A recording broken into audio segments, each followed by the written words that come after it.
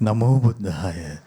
ඒ භාග්‍යවත් රහත් සම්මා සම්බුදුරජාණන් වහන්සේට අපගේ নমස්කාරය වේවා. ඉතින් අභිනව සම්බුද්ධ වර්ෂයෙන් පස්වෙනි දිනය උදා වෙන සන්ධ්‍යාවේ අපි ධම්සභා මණ්ඩපයේ ඔබට සමීප කරමින් ශ්‍රද්ධා රූප වාහිනිය ඔස්සේ වගේම ලක්කිරු ගුවන් විදුලිය ඔස්සේ ඒ වගේම ශ්‍රද්ධා ලක්කිරු අන්තර්ජාල සජීව විකාශනය ඔස්සේ තාම දයාවෙන් ඔබ මුණ ගැහෙනවා. ඉතින් වෙසක් කලාපය වෙනුවෙන් අපි සකස් කරගන්නට යෙදුන විශේෂ කලාපයේ සිටමයි අපි මෙවර ධම්සභා මණ්ඩපය ඔබට සමීප කරන්න සූදානම් වන්නේ. ඉතින් වෙසක් පහන් කූඩුවකින් ගලන ආලෝකය අපගේ සිත් සතන් අපගේ හදවත මොනතරමින් දල්වනවද ආලෝකමත් කරනවද කියලා ඔබ දන්නවා. ඉතින් නමුත් කරුණු යෙදුණු විදිහ මෙවර අපට මාවත් මන්මාවත් විහාරස්ථාන පෙර පරිද්දෙන් සරසන්නට අවකාශ උනේ නැහැ. ඔබ දන්නවා අපට නිවසෙන් බැහැරවන්නට අවකාශ නෙමෙයි යෙදුනේ කියලා. ඉතින් කොහොම වුණත් ඒ අසිරිමත් තෙමඟුල තේජස්ව හදවත පුරා ඒ අසිරිය ගමන් කරමින් අපේ හදවත භාග්‍යවතුන් වහන්සේ උදෙසා සුපහන් වන අවකාශය. ඒ තමයි මේ විශේෂ කාලවකවානුව. ඉතින් කෙසේ වෙතත් ලෝකයේ මුළුල්ලෙත් අපේ මාතෘ භූමියේත් අපි මුහුණ දෙන අභියෝගය එක්ක අපට ජීවත් වෙන්න සිද්ධ වෙලා තියෙනවා.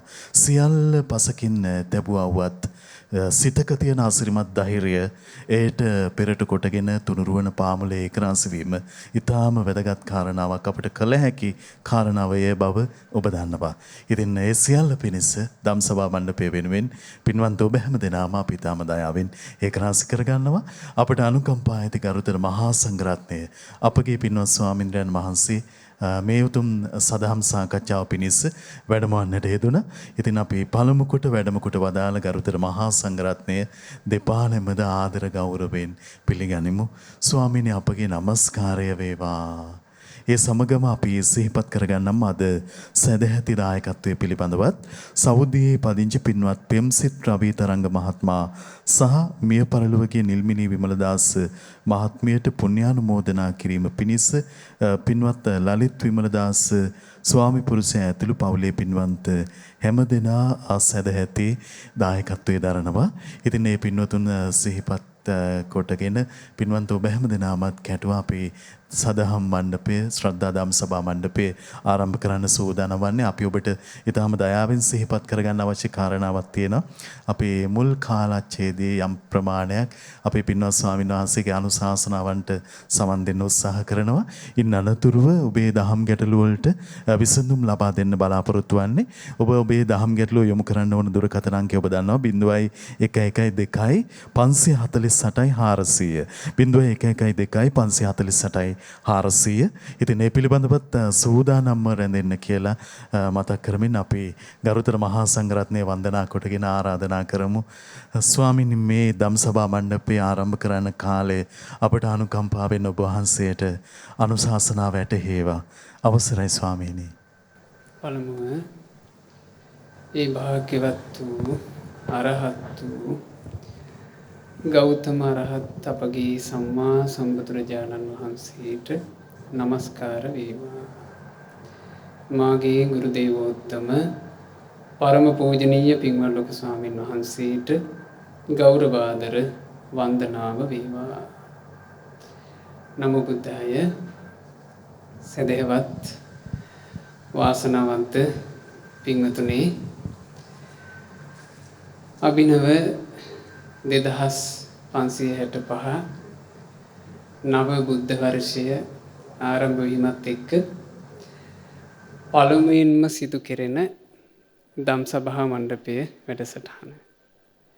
ඉතින් අපි ආරම්භයේදීම සදහවත් පින්වතුන්ලා හැම දිනාට සෙත් ප්‍රාර්ථනා කරනවා, ආශිර්වාද කරනවා.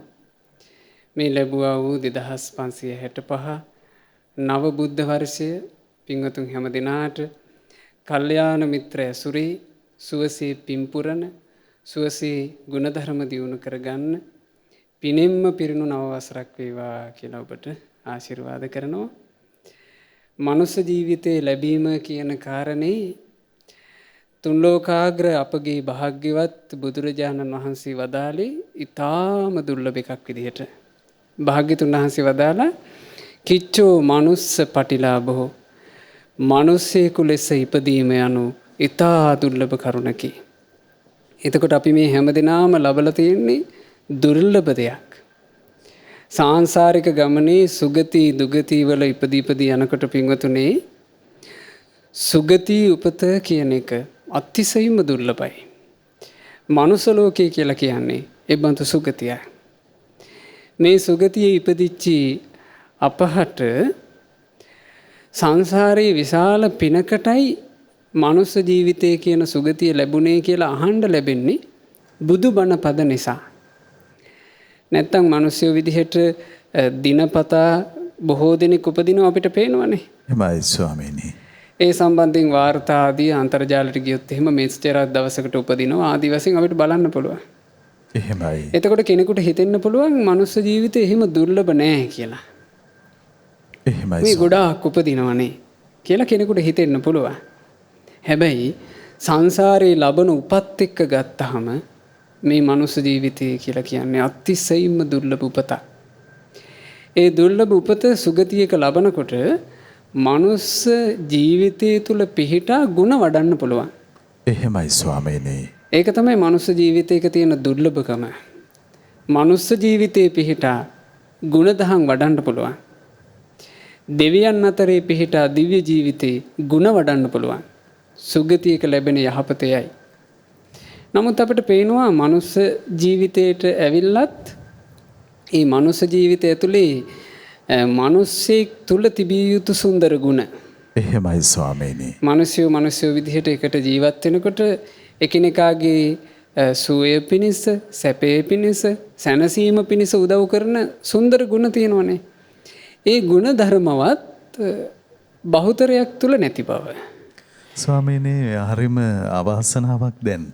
අපිට ඒ කාරුණ ආවර්ජනා නොවන විදිහ දුෂ්ට සිතට පෙරලෙන අවස්ථාවේ ස්වාමීනි යලි සිහිපත් කරගන්න අවස්ථාව යෙදෙන්නේ නැති විදිය අවසරයි ස්වාමී. ඒකයි මිනිස්සෙක් විදිහට අපි මනුස්ස ලෝකයට ආවට පස්සේ මේ මනුස්ස సంతානය තුළ මෛත්‍රිය, කරුණාව, දයානුකම්පාව, පරාර්ථය මෙහාදී ලස්සන ගුණ. එහෙමයි. ඊළඟට කෙලෙහි ගුණ දන්නා බව, කෙලෙහි ගුණ සිහි කරන බව දැන් අපි මීට පෙර වැඩසටහනේදී අපි කතා කරේ සාලි කේදාර ජාතකය. එහෙමයි ස්වාමීනි. ඉතින් ඒ වගේ කෙලෙහි ගුණ දන්නා බව මේ දේවල් මිනිස්සු විදිහට මනුස්ස ජීවිතය ඇතුලේ අපිට දියුණු කරගන්න පුළුවන් දේවල්.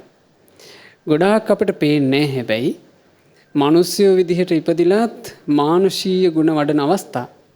හැබැයි කලාතුරකින් අපිට පේනවා එහෙමයි. මිනිස්සු විදිහට ඉපදිච්ච අය ලස්සන මානුෂීය ගුණ.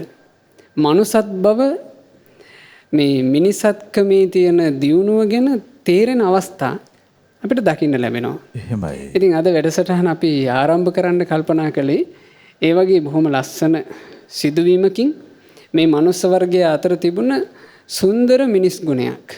එහෙමයි. ඒක සිද්ධ වුණේ මෙහෙම. දැන් අපි මේ කාලෙත් ආපදා තත්වයකට වසංගත රෝගී තත්වයකට මැදි වෙලා ඉන්නෝනේ.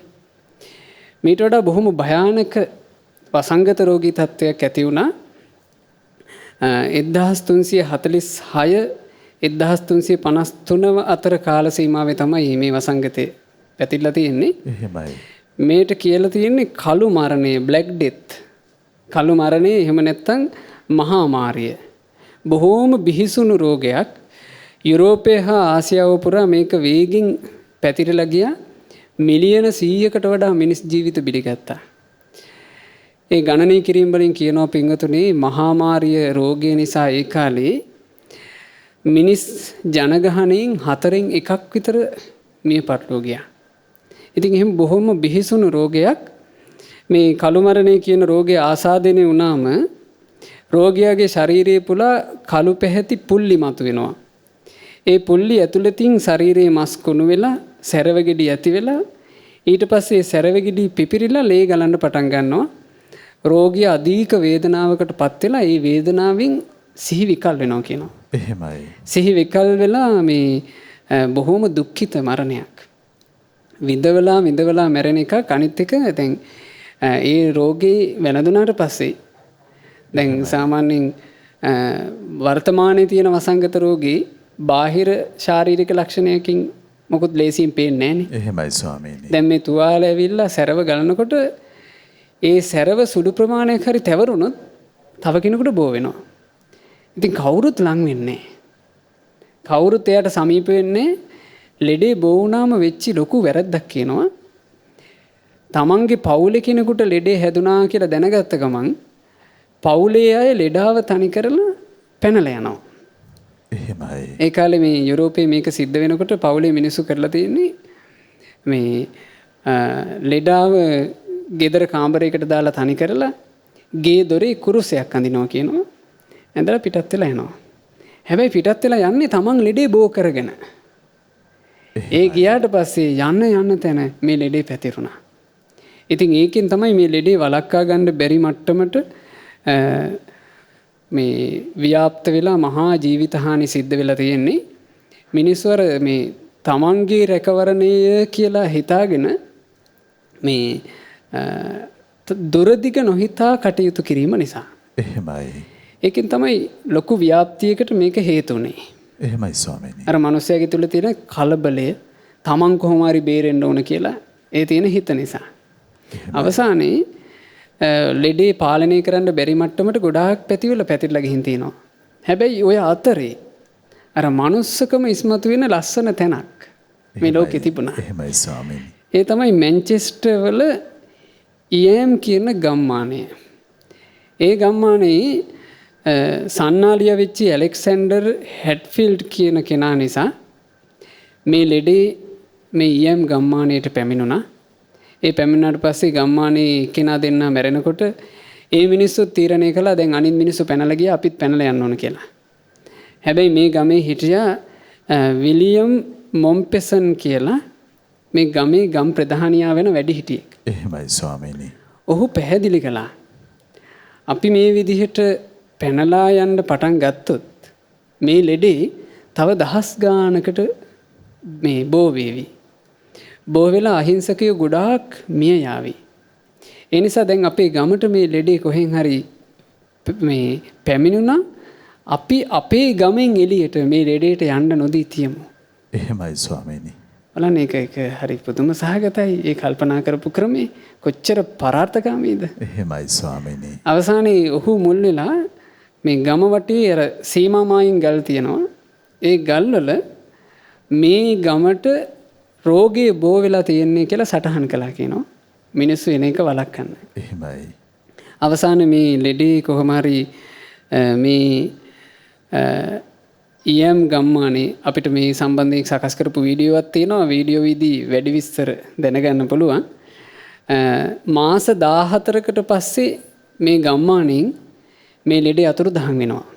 ඒ අතුරුදහන් වෙද්දි ගමේ හිටියා ලෙඩේ බෝ වෙනකොට ලෙඩේ පැමිණෙන කාලය වෙනකොට 360ක පවුල් ප්‍රමාණයක් මේ ගමේ හිටියා. ලෙඩේ අවසන් වෙනකොට ඒ පවුල් වලින් 3න් 2ක්ම වගේ මරණයටපත් වෙලා. ඇත්තට මේගොල්ලෝ කල්ැතුව පැනලා ගියා නම් එච්චර ජීවිතහානි ප්‍රමාණය නොවෙන්න තිබුණා ඒ ගමේ. නමුත් ඒගොල්ලෝ නිසා ලෙඩේ ගොඩාක් ව්‍යාප්ත වෙනවා. අර පරාර්ථකාමී තීරණය නිසා ලෙඩේ ව්‍යාප්ත කරන ගොන්නට ඒගොල්ලෝ එකතු වෙන්නේ නැහැ. එහෙමයි ස්වාමීනි. ඉතින් මම හිතනවා මේ කාලේට මේ වසංගත රෝගයක් ආපදා තත්ත්වයක් පැමිණලා තියෙන කාලෙට හොඳ ආදර්ශයක්. එහෙමයි. මේ මැන්චෙස්ටර් වල EM කියන ගම්මානයේ සිදුවීම. අපි දැන් ඒ නරඹමු. අවසරයි ස්වාමීනි. කලින් කල ලොව වෙලාගත් ලෝක වසංගත අතර තවත් වසංගතයක් පැතිර ගියේ 1346 1353 වැනි ඈත අතීතයේදී. ඒ වසංගතය නම් කළු මරණය නැතිනම් මහාමාරිය වසංගතයයි. මධ්‍යතන යුරෝපය බියෙන් වෙලාගත් ලොව බිහිසුණුම වසංගතයක් ලෙසින් ඉතිහාසයට එක්වන මෙම දරුණු ඛේදවාචකය යුරෝපය හා ආසියාව පුරාද වේගයෙන් පැතිර යන්නට වුණා. ඒ මිනිසුන් මිලියන 100කට පමණ ජීවිත අහිමි කරමින් පැතිරගිය කළු මරණය හෙවත් මහාමාරිය වසංගතයෙන් මියගිය සංඛ්‍යාව ලෝක ජනගහනයෙන් 4න් 1ක් පමණ වෙද්දී එවකට ලෝකයට තිබූ බියකරුම සහ ඛේදනීයම ව්‍යසනය වූයේ මෙයයි. මෙම කළු මරණය වසංගතය ආසාදනය වූ විට පුද්ගලයෙකුගේ ශරීරය පුරා කළු පැහැති පුල්ලි දක්නට ලැබුණා. ඒ කළු පුල්ලි ඇතුළින් සැරව ගෙඩි ඇති වී ඉන්පසු ඒ සැරව ගෙඩි පිපිරි ලේ කැලීමක් දක්වා එය දරුණු වෙද්දී මෙම වසංගතය මිනිස් ජීවිතවලට එල්ල කළ බලපෑම සුළුපටු නැහැ. රෝගය වැළඳුණු පුද්ගලයෙකු අධික වේදනා විඳිමින් සිහි විකල් වී මිය යාම මේ රෝගයේ දරුණු බව කියා පෑවා. එලෙස බලන කල රෝගය වැළඳුණු කෙනෙකුට මරණය යනු නියත අත්දැකීමක් වුණා. නමුත් කළු මරණය මරණයකින් අවසන් නොකොට එහි ව්‍යාප්තිය අඩු කරන්නට ජනතාව උත්සාහ ගන්වා වෙනුවට සිදුවූයේ ජනතාව විසින් රෝගය සෑම තැනකම පැතිරවීමයි. මධ්‍යතන යුරෝපයේ නිවසක යම් කෙනෙකුට රෝගය වැළඳුණහොත් එම පවුලේ පිරිස රෝගයා නිවසේ තනිකොට තමා නිවස අතහැර වෙනත් පෙදෙසකට පලා ගියා. මෙයින් සිදුවයේ පලා යන මිනිසුන් නිසා රෝගය නොතිබූ පැතිවලටද රෝගය ව්‍යාප්ත වීමයි. පිරිසක් එසේ හැසිරෙද්දී තවත් පිරිසක් අනෙකාගේ ජීවිත බේරා ගන්නට තම ජීවිතය කළු මරණයට කැප කළා. ඒ මැන්චෙස්ටර්හි ඉයම් නම් ගම්මානයේ ජනතාවයි. ඉයම් ගම්මානයේ රෙදි මැසීමේ ව්‍යාපාරයක නිරත වූ පුද්ගලයෙකුට වෙනත් පළාතකින් ලද ඇඳුම් තොගයක් නිසා එම ගම්මානය පුරා මහා මාරිය වසංගතය ව්‍යාප්ත වන්නට පටන් ගත්තා. ලන්ඩනයේ වෙළෙන්දෙකුගෙන් මෙම ඇඳුම් මසන්නාට ලැබුණ ඇඳුම් තොගේ ඇති තෙත ගතියක් නිසා ඒවා පිරිසිදු කර වියලා ගන්නට මේ ඇඳුම් මසන්නා කටයුතු කළා. රෙදිවල තිබූ බැක්ටීරියා ඉයම් ගම්මානයේ මද සුළඟට එකතු වුණා. එතෙක් දවසක් ගම්මානයට නොපැමිණි කළු මරණය ගම්මානයට ව්‍යාප්ත වූයේ ලෙසයි. ඉයම් ගම්මානයේ මිනිසුන් ගම අතහැර පලා යන්නට සූදානම් වුවත් ගමේ සිටි නිර්භීත වැඩිහිටියෙකු විලියම් මොම්පෙසන් නම් පුද්ගලයෙකු ඒ තීරණයට විරුද්ධ වුණා. ගමේ මිනිසුන් ගම අතහැර ගියහොත් කළු මරණය වසංගතය තවත් ගමකට පැතිර ගොස් ඒ ගමේද මිනිසුන්ගේ ජීවිත අනතුරේ හෙලීමක් වන බව ඔහු පෙන්වා දෙනවා. ඒ අපරාධයක් බවත් තමන්ගේ ජීවිතය නිසා මිනිසුන් දහස් ගණනකගේ ජීවිත අනතුරේ හෙලීම ඉයම් ගම්මානයේ මිනිසුන් විසින් නොකළ යුතු බවත් ඔහු තරයේ ප්‍රකාශ කළා. අනුන් වෙනුවෙන් තමන්ගේ ජීවිතය මරණයට කැප කරන්නට තීරණය කිරීම ඇත්තෙන්ම ඒ අසීරු තීරණයක්. එහෙත් අවසානයේදී ඉයම් ගම්මානයේ මිනිසුන් ඒ තීරණයට එකඟ වුණා. ගම්මානයේ මිනිසුන්ගෙන් බහුතරයක් මිය ගියා. එහෙත් මේ මාරාන්තික රෝගය තවත් ගම්මානයකට හෝ නගරයකට රැගෙන යාමෙන් වැළකෙන්නට ඔවුන් තීරණය කළා. ඉන්පසු යම් ගම්මානයේ මිනිසුන් ගම්මානය වටා මායිම්ගල් සිටවා ගමට මහාමාරිය බෝ වී ඇති බව ඒ මායිම්ගල්වල සීමාවේ අනතුරු ඇඟවීම් ලෙස සටහන් කළා. රෝගය නැති පුද්ගලයන් පවා ඒ මායිම් සීමාවෙන් පිටතට ගියේ නැහැ. මේ අනතුරු ඇඟවීම් පුවරුදුටු අසල්වැසි ගම්මානවල ජනතාව ඉයම් ගම්මානයට පැමිණීමෙන් වැළකුණා. එහෙත් ඉයම් ගම්මානයේ වැසියන්ට අවශ්‍ය ආහාර පාන සහ බේත් හේත් ඒ මායිම්ගල් අසලින් ගෙනවිත් තබන්නට අසල්වැසි ගම්මානවල මිනිසුන් කාරුණික වුණා. තම අසල්වැසියන් ගෙනවිත් තබන කෑම බීම් පවා නොමිලේ ලබා ගන්නට ඉයම් ගම්වැසියන් සූදානම් වුණේ නැහැ. ඔවුන් ඒවාට සරිලන මිල අසල්වැසි ගම්මාන වැසියන්ට ලබා දුන්නා. ඔවුන් විනාකිරින් පිර වූ කුඩා ලිඳකට කාසි දැම්මා. එවිට අසල්වැසි ගම්මානවල අයට තමන් ගෙනවිත් තබන ආහාර ද්‍රව්‍යවලට සරිලන මුදල් ඒ ලිඳෙන් ලබාගත හැකි වුණා. කාසි විනාකිරින් පොඟවා පිරිසිදු කළ විට එහි රෝගකාරක බැක්ටීරියා නැතිවන බව ඔවුන් විශ්වාස කළා. ඉයම් ගමේ මේ රෝගයෙන් යම් අයෙකු මිය ගියහොත් ඒ පවුලේ අයෙකු මියගිය අයගේ අවසන් කටයුතු කළ යුතු බවද වෙනත් කිසිවෙකු ඒ කටයුතු වලට සහභාගී වීම තහනම් බවද නීති පනවන්නටත් ඉයම් ගම්වාසීන් තීරණය කළා. ඒ නිසා රෝගයෙන් මිය යන පවුලේ අයව මිහිදන් කරන්නට සිදුුනේ පවුලේම අයටයි. සමහර අයට තමන්ගේ මුළු පවුලම තනිවම මිහිදන් කිරීමේ කටුක අත්දැකීමකටත් මුහුණ දෙන්නට සිදුුණා. අප කලින් සඳහන් කළ මොම්පසෙන්ටද මුළු පවුලම තම අත්දෙකෙන් තනිවම මිහිදන් කරන්නට සිදුුණා. මාස 14කට පසු කළු මරණය ගම්මානයට පැමිණි ලෙසින්ම හදිසියෙන් ගම්මානයේ නතුරුදන් වී ගියා. එවන විට ගම්මානයේ සිටි ගම්වාසීන් 350න් 260කට අධික පිරිසක් මිය ගොස් තිබුණා. රෝගය ගමට පැමිණි මුල් දිනවල ගම්වාසීන්ට ගමෙන් පලා යන්නට හැකි වූවා නම් පුද්ගලයන් එතරම් ප්‍රමාණයක් මිය නොයන්නටත් ඉඩ තිබුණා. ඒත් ඔවුන්ගත් පරාර්ථකාමී තීරණය නිසා අසල්වැසි ගම්මානවල නගරවල දහස් ගණනක් මිනිස් ජීවිත බේරුණා. අදටත් ඉයම් ගම්මානය පුරා ඇත්තේ මිනිස් ජීවිත දහස් ගණනක් වෙනුවෙන් තම ජීවිත කැප කළ උතුම් මිනිසුන්ගේ මතක සටහන්. අතීතයෙන් උගත හැකි පාඩම් වර්තමානයට මනාව ගලපා ගන්නට උත්සාහ දරනවා නම් ලෝක වසංගතයක් පැතිර ඇති මෙවන් කාලයක එම වසංගත තත්ත්වයේ පාලනයට අපටද මැදිහත් විය හැකියි. තම ආරක්ෂාව අන්‍යයන්ගේ ආරක්ෂාව උදෙසා බව සිහි තබා ගනිමින් බුද්ධිමත් ලෙසින් කටයුතු කළහොත් පැමිණෙන අභියෝගයන්ට සාර්ථකව මුහුණ දෙන්නට ලෝකයක් ලෙස අපටද හැකි. ස්වාමිනේ අවසරයි මේ මරණය අභියසත් මෙතරම් නුවණින් කටයුතු කරන්න මිනිස් හිතේ ධෛර්යයක් තියනවද කියලා හිතනකොට අවසරයි ස්වාමී.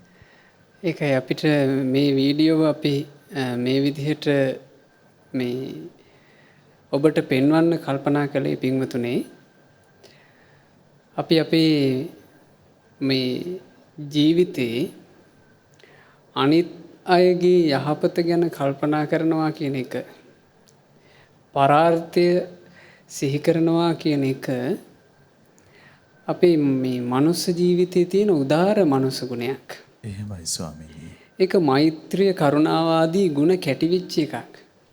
දැන් ඒක හොඳට තේරෙනවනේ මේ සිදුවීමෙන්. එහෙමයි. ඒ සිදුවීමෙන් තේරෙනවා මේ පිරිස, ඒ ගමේ පිරිස අනිත් අය කෙරෙහි මෛත්‍රියෙන් අනිත් අයගේ ජීවිතයට මේ රෝගයෙන් කරදරයක් වෙන්න එපා කියන කරුණාවෙන් ඒ මත පිහිටා තමයි අර තීරණය අරගන්නේ. ඒ නිසා අපි මේ වීඩියෝ දර්ශනය ඔබට පෙන්නලා සිහිපත් කරන්න කල්පනා කළේ මේ ආපදා තත්වයක් පැමිණිලා තියෙන මොහොතේ පින්වතුනේ ඔබ ඔබේ යහපත ගැනත් හිතලා ඒ වගේම අනිත් හැමදෙනාගේ යහපතත් හිතලා කළ යුත්තේ ආරක්ෂා වීම. ඔබ ආරක්ෂා වෙන්න ඕන. ඒ ආරක්ෂා වීම උදෙසා සෞඛ්‍ය අංශ ආරක්ෂක අංශ දැන් කාලයක් තිස්සේ එකම දේ වෙන්න පුළුවන් කියන්නේ. එහෙමයි. මේ දේවල් කරන්න. මේ මුවාවරණ පළඳින්න, අත් සෝදන්න. මේ කලක් තිස්සේ එකම දේ වෙන්න පුළුවන් කියන්නේ. කලක් තිස්සේ එකම දේ කියනකොට ඒක සැහැල්ලුවට ගන්න ස්වභාවයක් තියෙනවා. ඊට පස්සේ කිසි ගාණක් නැතුව ඔහි හැසිරෙනවා. සමහරවිට තමන්ගේ මේ ජීවිතයටත් ඒ රෝගය මේ එකතු කරගෙන ඒ රෝග වාහකයෙක් බවට තව බොහෝ දිනකට රෝගය බෝ කරන කෙනෙක් බවට පත් වෙනවා. එහෙමයි. ඉතින් ඒක වෙන්නේ අර ටිකක් පළල්ව කල්පනා කරගන්න නොහැකි වීම නිසා. ඒ නිසා මේ මිනිස්සු විදිහට අපි පරිණතව වගකීමක් සහිතව හිතන්න ඕන. ඒ නිසා ඔබ හොඳට හිතට අදහසක් අරගන්න මේ වීඩියෝ පටේ නරඹලා බලන්න මේ මිනිස්සු ඉතිහාසයට එකතු වුණා. එහෙමයි. සුන්දර මතක සටහන් සහිතව ඉතිහාසයට එකතු වුණා. ඒ අය ඇත්තටම වීරයෝ. එහෙමයි. ඇත්තටම වීරයෝ අනිත් මනුස්ස වර්ගයාගේ යහපත වෙනුවෙන් තමන්ගේ ජීවිතේ රුදුරු රෝගයකට කැප කරපු වීරයෝ. ඒ නිසා ඔබ තමන්ගේ යහපතත් දකිමින් අනිත් අයගේ යහපතත් දකිමින් ඔබ හොඳට ආරක්ෂා වෙන්න ඕන. ඒක තමයි පළවෙනි එක. ඔබත් ඔබේ පවුලේ අනිත් හැමදෙනාවත් ආරක්ෂා කරගන්න ඔබ කැප වෙන්න ඕන. ඊළඟට සමහරවිට සුළු හෝ රෝගී ලක්ෂණයක් තියෙනවා නම් ඒ ගණනකට ගන්නේ නැතුව ඉන්න එපා. ඒ උදෙසා ඉක්මනට ක්‍රියාත්මක වෙන්න ඕන. මොකද ඉක්මනට ක්‍රියාත්මක වීම මත තමන්ගේ ජීවිතේ ආරක්ෂා කරගන්නත් ඊළඟට තව බොහෝ දෙනෙක් කරා මේ රෝගේ නොයෑම පිණිසත් ඒක හේතු වෙනවා. ඒ නිසා ඒ පරාර්ථකාමී බව ඒ අනුන්ගේ යහපත සිහි කරන බව කියන එක අපි අපේ ජීවිතේ එකතු කරගත යුතු ගුණයක්. මෛත්‍රියෙන් යුක්තව කරුණාවෙන් යුක්තව ඒ ගුණේ ජීවිතයට එකතු කරගන්න මේ වසංගත රෝගී තත්ත්වය ව්‍යාප්ත වෙන කාලේ ඔබ මෛත්‍රියෙන් කරුණාවෙන් යුක්තව පරාර්ථය දකිනවා නම් කළ යුත්තේ ආරක්ෂා වීම. ඒ නිසා හැමදිනාටම ආරක්ෂා වෙන්න කියන පණිවිඩේ අපි අද ධම්සභා මණ්ඩපයේදී අරගෙන එනවා. එහෙමයි. අපේ පින්වත් ස්වාමීන් වහන්සේට මේ පුණ්‍යානුමෝදනා සිදු වේවා.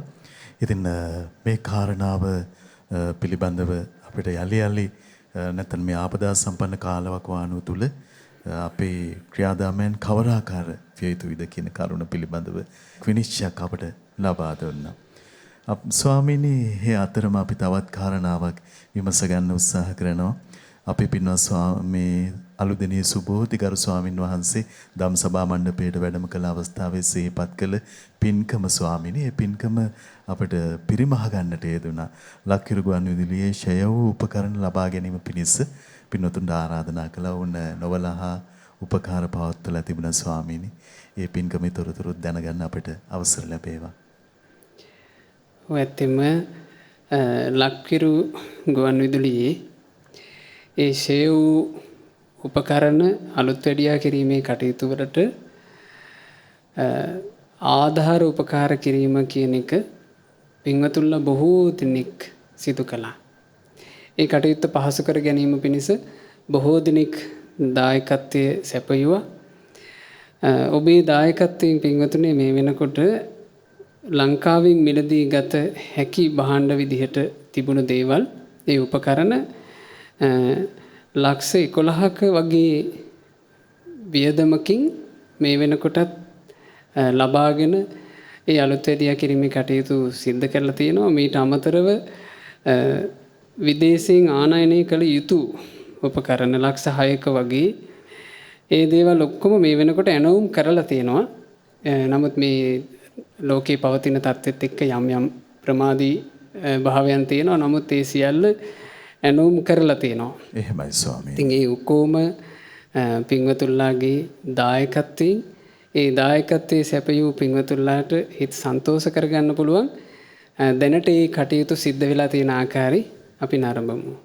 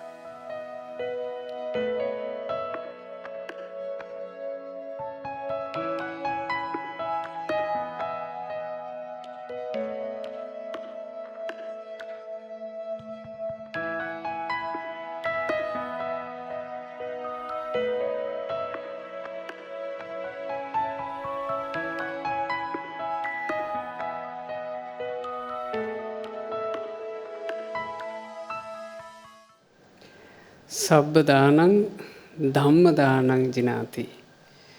සියලු දානයන් පරදවා මේ ලොව ජයගන්නේ ධර්ම දානයයි. අපගේ මහා කාරුණික ශාස්ත්‍රඥ වහන්සේ වදාළේ ධර්ම දානයේම අග්‍ර බව. ඉතින් පින්වතුන්ලාට කොහොම හිත සන්තෝෂ කරගන්න පුළුවන් මේ උතුම් පින්කමෙන් සිද්ධ වුණේ ධර්ම දානය. ධර්ම දානය කියන එකේ අග්‍රභාවය ගැන ධර්ම දානයේ වටිනාකම ගැන සිත් පහන් වෙන්න කාරණාවක් මම සිහිපත් කරන්නම් ඔබට. මේ බණපදයක් අහන්න ලැබෙද්දි ජීවිතයකට කොච්චර යහපතක් සැලසෙනවද කියන කරුණ. තව කෙනෙකුට බණපදයක් අහන්න ලැබෙද්දි ඒ අහන්න ලැබෙන බණපදයේ හින්දා පින්වතුනි කොච්චර යහපතක් සැලසෙනවද කියන එක මේ සිදුවීමෙන් අපිට තේරුම් ගන්න පුළුවන්. මේක සිද්ධ වුණේ කොසල් රටේ අපේ පසේනදී කෝසල රජුරු තමන්ගේ අන්තපුරයට අලුතින් බිසෝන් වහන්සේ නමක්ව කැඳාගෙන ආව අලුත් ස්ත්‍රියක්. ඒ ස්ත්‍රිය පෙර විවාහ වෙලා හිටපු කෙනෙක්. එහෙමයි ස්වාමීනි. ඇයව කැඳවාගෙන ආවා. ඇයව කැඳවාගෙන ආවම මේ අන්තපුරයට අලුතින් ස්ත්‍රීන් එකතු වුණාම සිරිතක් තියෙනවා. රජුරෝ ඒ අලුත් අන්තපුර ස්ත්‍රියත් කැටුව සියලු අන්තපුර ස්ත්‍රීනොත් එක්ක රාජකීය උයනට යනවා. ඒ උයනේ සිරි නරඹලා සතුටු වෙන්න. ඉතින් ඒ චාරිත්‍රයේ යෙදුණා. එදා උයනට යනකොට උයනේ නිල් මහනෙල් මල් පිපිලා මේ උයනේ තිබුණ පොකුණක් ඒකේ නිල් මහනෙල් මල් යායට පිපිලා. එහෙමයි. එතකොට රජුරුව මේ පොකුණට රජුරුවම බැහැලා පොකුණෙන් නිල් මහනෙල් මල් කඩලා අන්තපුර බිසෝන් වහන්සේලාට මේ මල දුන්නා. රජුරුවන්ගේ අතින් ලැබෙන රාජකීය තිළිනයක්. එහෙමයි. මල දෙනවා දැන් අන්තපුර ස්ත්‍රීන්ට. දෙන්නේ වැඩිහිටි පිළිවෙලටනේ. මුලින් ගෙනාපු කෙනාගේ ඉඳලා තමයි දැන් මේ මල් දීගෙන ගියේ. අලුතෙන්ම ගෙනාපු කෙනා එතකොට අන්තිමයා.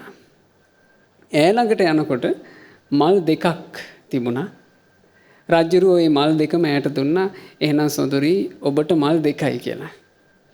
ඉතින් මේ මල් දෙක අරගෙන ඒ ස්ත්‍රිය වැඩි වෙලාවක් ගත වෙන්න කලින් ඉකි බිඳ අඬන්න පටන් ගත්තා. එහෙමයි. එතකොට රජුරුවෝ ඈට කතා කරලා අහනවා සොඳුරි ඇයි ඔබ මේ අඬන්නේ? කිව්වා අනේ දේවයනි මට මේ මලේ සුවඳ ඉබිනකොටම මගේ පෙර ස්වාමි පුරුෂයාව මතක් වුණා. රජුරුව අහනවා සොඳුරි ඔබේ පෙර ස්වාමි පුරුෂයාගෙත් මේ නිල් මහනෙල් මලෙත් සම්බන්ධය මොකක්ද? එහෙමයි ස්වාමීනි. ඈ කියනවා දේවයනි මගේ ඒ පෙර ස්වාමි පුරුෂයා ඔහු කතා කරනකොට ඔහුගේ මුඛයෙන් විහිදිච්ච සුවඳ මේ නිල් මහනෙල් මලේ සුවඳයි. හරි පුදුම සහගතයිනේ හාස්කමක් වගේනේ. එහෙමයි ස්වාමීනි. රජුරුව පුදුම වුණා. රජුරුව අහනවා අය සොඳුරි ඒ නිල් මහනෙල් මල් සුවඳ විහිදෙන මුඛයක් තියෙන ඔබේ ස්වාමි පුරුෂයාට මක් වුණාද? දැන් ඔහු කෝ? ඈ කියනවා අනේ දේවයනි ඔහු මහා පින්වන්තෙක්. ඔහු බුදුරජාන් වහන්සේගේ බණ ඇහුවට පස්සේ ගිහි ජීවිතයට ආස කළේ නැහැ. ඔහු දැන් පැවිදි වෙච්ච භික්ෂුවක්. කොහේ ඉන්නවද කියලා මන් දන්නේ නැහැ කිව්වා. එහෙමයි. එතකොට රජුරු කියනවා සොඳුරි ඔබේ ඒ පෙර ස්වාමි පුරුෂයා වුණ දැන් පැවිදි වෙලා ඉන්න ස්වාමින් වහන්සේ සැවැන් නුවරට ආවා කියලා ආරංචි වුණොත් ඔබ මට කියන්න ඕන. මම පොරොන්දුව ගත්තා. ඉතින් කාලයකට පස්සේ පින්වතුනේ ඒ ස්වාමින් වහන්සේ සැවැන් නුවරට වැඩම කළා. රජුරුවන්ට ආරංචියක් ආවා. රජුරුවන්ට දැන් හරි ආසයි මේ ස්වාමින් වහන්සේ ගැන ඒ ස්ත්‍රී කියපු කතාව ඇත්තද කියලා බලාගන්න. රජුරුව බණකට ආරාධනා කළා. බණ සෝදානම් කළා රජමැදුරේ තිබ්බ පුංචි කාමරයක. ඒකේ සුවඳ වර්ග ඔක්කොම අයින් කළා. අන්තපුර ස්ත්‍රීන්ට බණ අහන්න එද්දි තහනම් කළා කිසිම සුවඳ විලේපනයක් තවරන්න බෑ. දැන් රජුරුවන්ට ඕනේ ඇත්තටම බණ අහන්න නෙවෙයි. අර මුඛයේ සුවඳ බලා ගන්න ඕන. එහෙමයි ස්වාමීනි. රජුරුව බණ අහන්න සූදානම් වෙලා ඉතින් අර ස්වාමීන් වහන්සේ වැඩම කරලා ධර්ම දේශනාව කරන්නට ආරම්භ කරනකොට මුව විවර කරනකොට ඒ මුළු කාමරේම නිල් මහනෙල් මල් සුවඳින් පිරී ගියා. ආශ්චර්යයි. රජුරුව අත්විඳා ඒ ස්ත්‍රිය කියපු කතාව. එහෙමයි ස්වාමීනි. එදාම භාග්‍යතුන් වහන්සේ මුණ ගැහිලා රජුරුව අහනවා ස්වාමීනි භාග්‍යතුන් වහන්සේ යමෙකුගේ මුඛය ස්වභාවයෙන්ම දුර්ගන්ධයෙන් යුක්ත මුඛය ස්වාමීනි යම් කෙනෙකුගේ බොහෝ සුවඳවත් වේ නම් එසේ මුඛය සුවඳවත් වීම පිණිස හේතු වන පින මොකක්ද? බුදුරජාන් වහන්සේ වදාලා මහරජය සද්ධම්ම දේශනා කාලේ ධර්මයේ දේශනා කරන කාලයේ සාදු සාධුති භාසතෝ ඒ බණපද අහගෙන සාධු සාධු කියා යම් මුඛයකින් අනුමෝදන් වේද? එහෙමයි ස්වාමීනි. ඒ මුඛය ඇති තැනැත්තාගේ ඒ මුඛය ධර්මයට සාදුකාර දුන් මුඛය මල් සුවඳින් යුක්ත වන්නේය කියලා බුදුරජාණන් වහන්සේ වදාළේ. එහෙමයි. එතකොට බණපදයකට හිත පහදවගෙන සාදුකාර දීමේ පින එච්චර ආශ්චර්යයි. එහෙමනම් ධර්මය අවබෝධ කරගන්න එක ධර්මයේ වටහාගෙන ධර්මයෙන් සලසා ගන්න යහපත ගැන කවර කතාවද? එහෙමයි. ධර්මයට සාදුකාර දීමින්මුත් එච්චර අසිරියක් සිද්ධ වෙනවා නම් නේ. එහෙමයි ස්වාමීනි. ඒ නිසා ඒ අසිරිය සිද්ධ වෙන්නේ ධර්ම දාණය නිසා. කෙනෙකුට සාදුකාර දෙන්න බණපද ඇහෙන්න එපැයි. කෙනෙක් පහන් සිතින් සාදුකාර දෙන්න නම් එයාට බණපද ඇහෙන්න ඕන. කෙනෙක් ජීවිතය ගැන තේරුම් ගන්න නම් එයාට බණපද ඇහෙන්න ඕන. ඒ බණපද ඇහෙන්න නම් ධර්මයේ දන් දෙන්න ඕන. ඒ ධර්ම දානේ අපේ ගුරු දේවෝත්තම පරම පූජනීය පින්වත් ලොකු ස්වාමීන් වහන්සේ මේ මහමෙවුනාව භාවනා අසපුව ආරම්භ කරලා ඒ වගේම මේ ධර්මයේ කියන මාධ්‍ය ආරම්භ කරලා මේ කටයුත්ත ව්‍යාප්ත කරපු නිසා දැන් අපිට බොහෝ ධර්ම දානය දෙන්න අවස්ථාව සැලසিলা තියෙනවා. ඒ අවස්ථාවට පින්වතුන්ලාත් කොටස්කාරයෝ බවට පත් වුණා. පින්වතුන්ට ගොඩාක් සතුටු වෙන්න පුළුවන් රක්කිරු ගුවන් විදුලියෙන් මොහොතක් පාසා බණපද ඇහෙනකොට ඒ බණපදට කී දෙනෙක් සාදුකාර දෙනවා ඇද්ද? එහෙමයි ස්වාමීනි. ඒ සාදුකාර දෙන හැම දිනාට ජීවිතේ යහපත උදා වෙනවා. ඒ ධර්මය නිසා දුෂ්චරිතයට යොමු වෙලා ඉන්න කී දෙනෙක් නම් ජීවිතේ යහපතට හරවා ගන්නවා ඇද්ද? ඒ යහපතට හරවා ගන්න ජීවිතේ හරි පාරට දාගන්න ජීවිතේට මහා පින් පුරව ගන්න හැම දෙනෙකුගේම පිනේ කොටස්කාරයෝ ඔබ. මේ ධර්ම දානයේ උදෙසා දායක වෙච්ච හැම දෙනා. ඉතින් ඒ නිසා අපි හැම දිනාටම පින්පෙත් අනුමෝදනා කරනවා.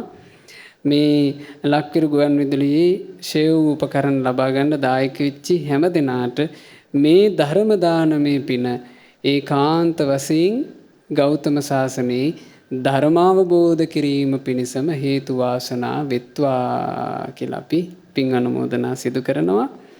ඒ වගේම පින්වතුනි මේ ලක්කිරු ගුවන් විදුලියේ කාර්ය මණ්ඩලයේ පිරිස විශේෂ දැනුවත් කිරීමකුත් කරනවා.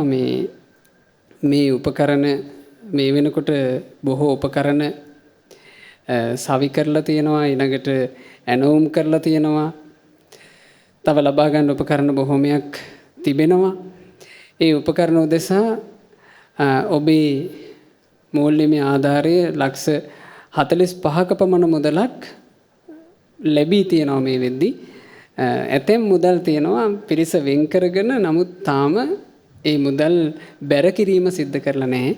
ඉතින් ඒ පින්වතුන්ට විශේෂයෙන් සිහිපත් කරන්න කියලා සටහන් කරලා තියෙනවා. ඔබ මේ මුදල ඉක්මනින්ම බැර කිරීමේ කටයුතු සිදු කළොත් අපිට මේ කටයුත්ත තව ටිකක් ඉක්මනින්ම සිද්ධ කරගන්න පුළුවන් කියන කාරණේ. මොකද මේ වගේ කාලයක පින්වතුනේ මිනිස්සුන්ට අසපුවලට ඇවිල්ලා බණ අහන්න විදිහක් නැහැ. මාධ්‍යයෙන් ධර්මය අහන කාලේ ඔබ ඊට දායක වෙන්න. ඔබට ඒ බොහෝ කල් යහපත පිණිස හේතු වෙනවා. එහෙමයි. ස්වාමීනි, අපිට මද අවසරයක් ලබා ගන්න අවස්ථාව යෙදিলা තියෙනවා. විවේකයේ පිණිස වේලාව කියලා නිෂ්පාදක කණ්ඩායම මතක් කරනවා. අපි ගරුතර මහා සංඝරත්නයෙන් අවසර ඉල්ලා ගන්නවා. අවසරයි ස්වාමීනි. ඉතින් නැවත අපි ඔබට සිහිපත් කරනවා ඔබ සූදානම්ව රැඳෙන්න. ඔබේ දහම් ගැටලුව ධම්සභා මණ්ඩපයට යොමු කරන්න. 0112 548යි 400 ඔස්සේ ඔබේ දහම් ගැටලුව ලබා ගන්නත් අපි සූදානමින් ඉන්නවා. එමනම් අපි දැන් විරාමය ලබා ගනිමු.